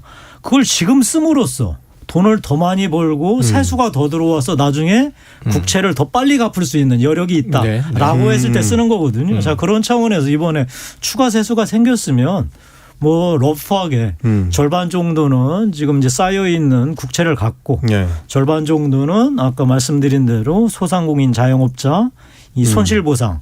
그 지금 뭐 정부 예산에 일부 잡혀 있는데 더 추가해서 또 하자는 거예요.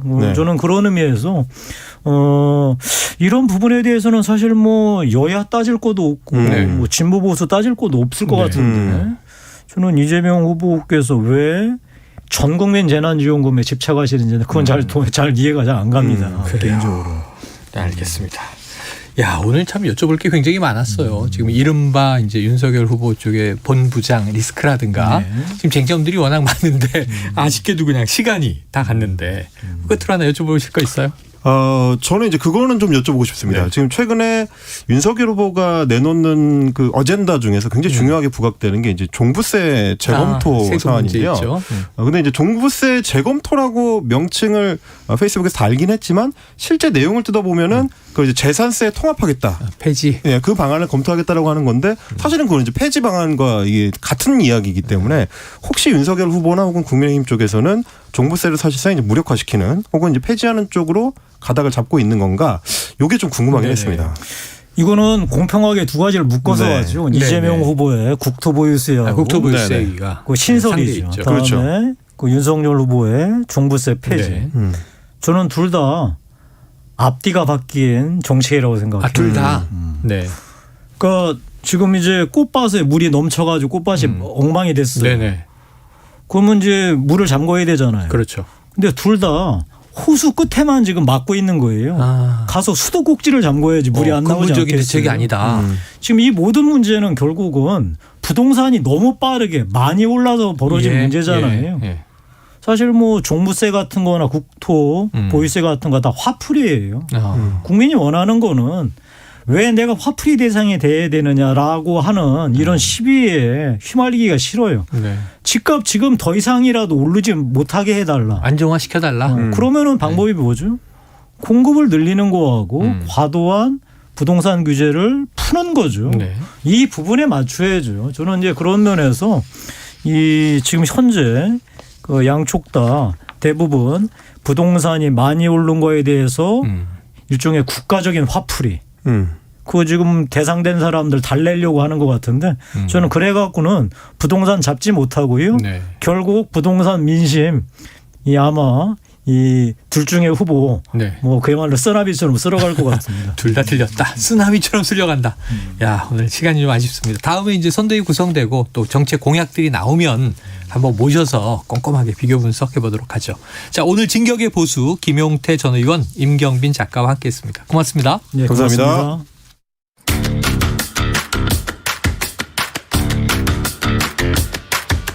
지금 여러분께서는 KBS 1라디오 최영일의 시사본부와 함께하고 계십니다.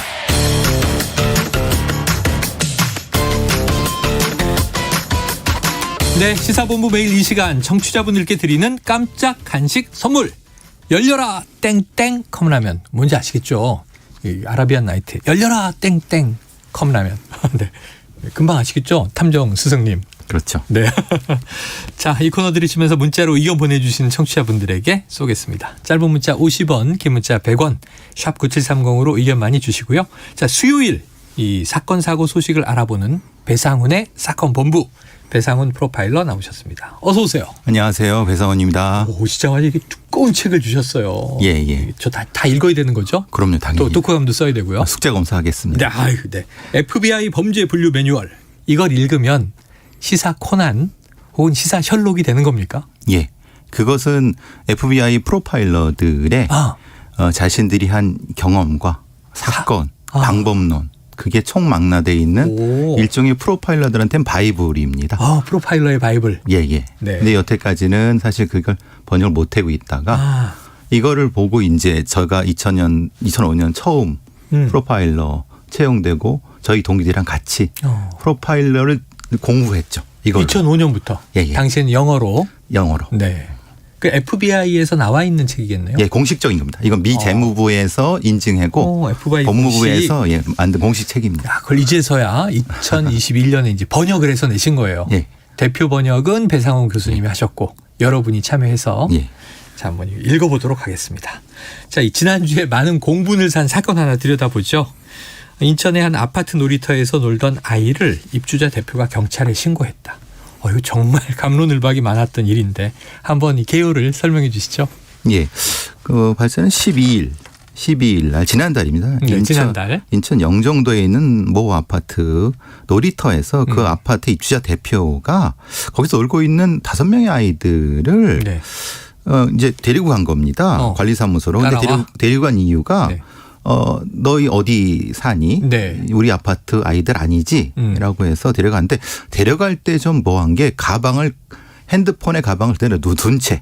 그러니까 놀이터에 놔두고. 예. 그 몸만 이제 아이들만. 한 거죠. 왜냐? 연락하지도 못하고 굉장히 그래서 두려움을 떨었다고 하거든요. 네네. 그래서 이제 관리사무소로 데리고 온 다음에 뭐 기물파손죄로 한 30분 동안 일종의 감금 상태에서 경찰에 신고될 때까지. 경찰이 신고까지 하고. 예.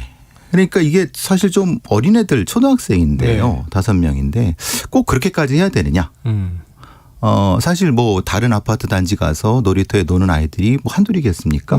뭐 당연히 그렇게 놀 수 있는 거라고 우리가. 또 학교에서는 그 아파트에 친구가 있을 수도 있는 그렇죠. 거고요. 당연한 건데 왜 이 입주자 대표는 그런 일을 했을까?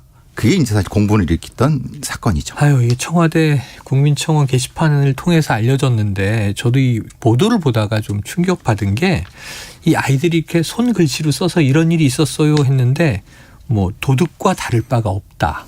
뭐 이런 이야기를 합니다. 그러니까 아이들에게 트라우마 생기는 거 아니야 걱정했는데 경찰 조사 결과는 기물파손 정황은 확인되지 않았다.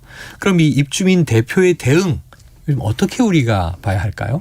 이건 사실 비상식적인 대응이라고 볼 수 있죠. 만약에 그 아이들이 진짜 어떤 뭐 본인의 재산권을 지키기 위한 행동이라고 하면은 어른들을 불러갖고 어른들하고 얘기를 하는 것이 맞는 거고요. 네, 그 부모를 이야기하든가 당연한 부르던가 거죠. 예, 예. 학교 얘기를 하든가. 예. 그러면 거기에 있는 핸드폰이 있을 테니까 부모랑 거기서 통화를 해서 네. 이렇게 지도해 주십시오라고 하는 것이 적절한 것이지 네네. 그 아이들을 데리고 와서 여러 안 좋은 얘기를 하면서 감금해 놓고 도둑이나 다를 바 없다. 아, 이게 뭐예요? 예, 이런 얘기를 하면서 도대체 왜 이런 걸 했을까? 상식적이지 않은 행동을 해서 사실 그 입주민들도 굉장히 당황하셨던 것 같습니다. 그 아파트 입주민들조차도 이렇게까지 해야 하느냐. 자, 경찰이 사건을 조사 중입니다. 입주민 대표가 아이들을 기물파손으로 신고했다. 그리고 아까 30분 정도 관리사무소에 감금하다시피 하고 아이들이 좀 두려움에 떨도록 했다. 처벌 가능성 어떻게 보십니까? 두 가지 사건이 있는 거죠. 지금은 이 입주자 대표가 기물파손죄로 신고를 한 거고, 근데 그 부분은 이제 확인이 된 것 같습니다. 기물파손이 없었고, 혹시 일부 손괴가 있다 하더라도 아이가 지금 처벌이 안 되는 연령이고요. 고의가 없죠. 초등학생들이고. 그렇죠.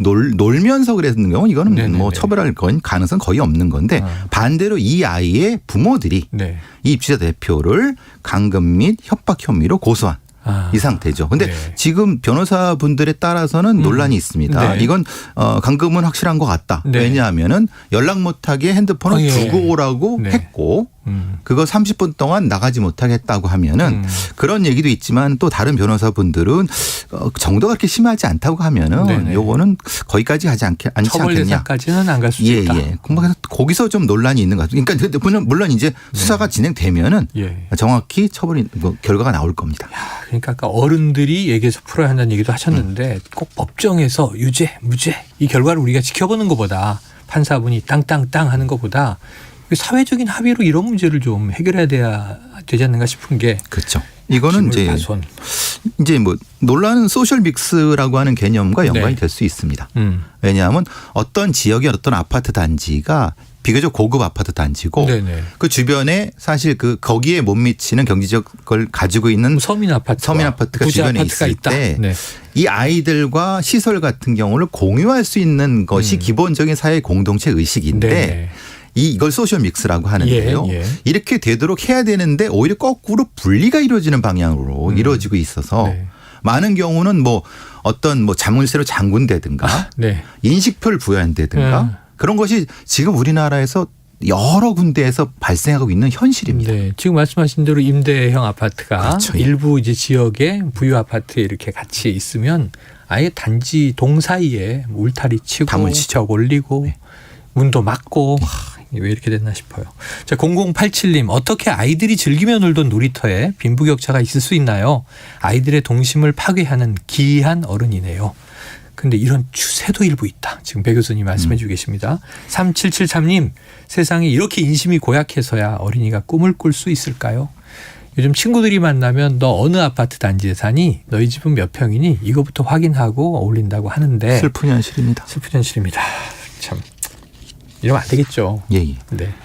자, 처음 있는 일은 아니에요. 경기 광명시 한 아파트에서 외부인의 이 놀이터 이용을 막으려고 인식표로 아동을 구분한 사실. 아까 이제 말씀하셨던 사례들이 드러나고 있는 건데 한번 이런 사례를 좀 한번 설명해 주십시오. 그러니까 어린이 놀이터에 대한 지침이라고 해서 그 아파트의 놀이터에 그게 안내판이 붙여져 있었다고 합니다. 안내판이 붙어 있다? 지난 5월부터 시행 중이라고 하는데요. 왜 그랬냐 했더니 그 이전에 중고등학생들이 와서 약간 좀 일탈 행동을 해서 그것을 방지하기 위해서 했다라고는 주장인데. 심야에 뭐 그럴 수가 있죠. 근데 이제 문제는 그 대상이 5세에서 초등학생 정도로 하고 이제 이사할 땐 반납하고 1매당 이제 5,000원 이렇게 훼손 시에는 다시 발급하는 형태로 돼서 그러니까 주민 동의 없는 놀이터를 숲속에 원천 차단하는 방식이었다고 하고요. 혹시 거기에 놀러 오는 아이들이 그 친척이나 아니면 친구 따라서 외부인이지만 1일 이용권을 했다고 합니다. 이 아이와 놀러 왔어요. 1일 이용권을 발급 대상은 한정적인데 근데 이게 저도 이게 참 답답한 것은 꼭 이래야 되느냐라고 하지만 물론 지금은 그것이 이제 유명무실해졌다. 본인들이 이제 그렇게 검사하지 않는다. 분명히 이걸 발급한 건 맞는데 검사는 하지 않는다. 그렇게 민감하게 반응하지 말아달라. 뭐 이런 얘기하고 있는 것 같습니다. 또 사회적 분위기를 이제 감지하신 거네요. 그 정도면은 자 우리가 좀 관리하려고 엄격하게 했는데 그걸 다 적용하지 않고 있다. 그냥 오는 사람 쓰게 하고 있다. 글쎄 모르겠습니다. 이게 인구가 좀 많고 어른들 테니스장 이런 것은 입주민 중심으로 이용하도록 통제하는 게 맞는데 어린이 놀이터 이건 좀 우리가 어떻게 생각해야 할지 고민이 되네요. 어린이들이 이렇게 놀며 같이 어울리는 게 더 정서적으로 더 좋지 않나요? 네, 그렇죠. 예. 그러니까 어린 시절 생각해 보면 가난한 친구 집에 가서 그렇죠. 그 가스레인지에 라면 한 그릇 나눠 먹던 기억. 또 부잣집 이제 이 부모가 친구 부모가 친구들 다 불러서 떡볶이도 해주고 이러던 기억이 있는 건데 이제는 그 보이지 않는 벽이 생긴다. 가슴이 좀 아픕니다. 자, 우리 청취자 한다나님, 배상훈 교수님 책 대박 나세요. 이 책을 지금 제가 보니까 베스트셀러가 되게 너무 크고 무거워요. 지어보겠습니다. 자, 오늘 열려라 땡땡 컵라면 쿠폰 받으실 분 0500-3030 5574-2020 0835-3773님입니다. 배상훈 교수님 오늘 말씀 고맙습니다. 감사합니다. 네, 최영일의 시사본부 오늘 준비한 내용 여기까지입니다.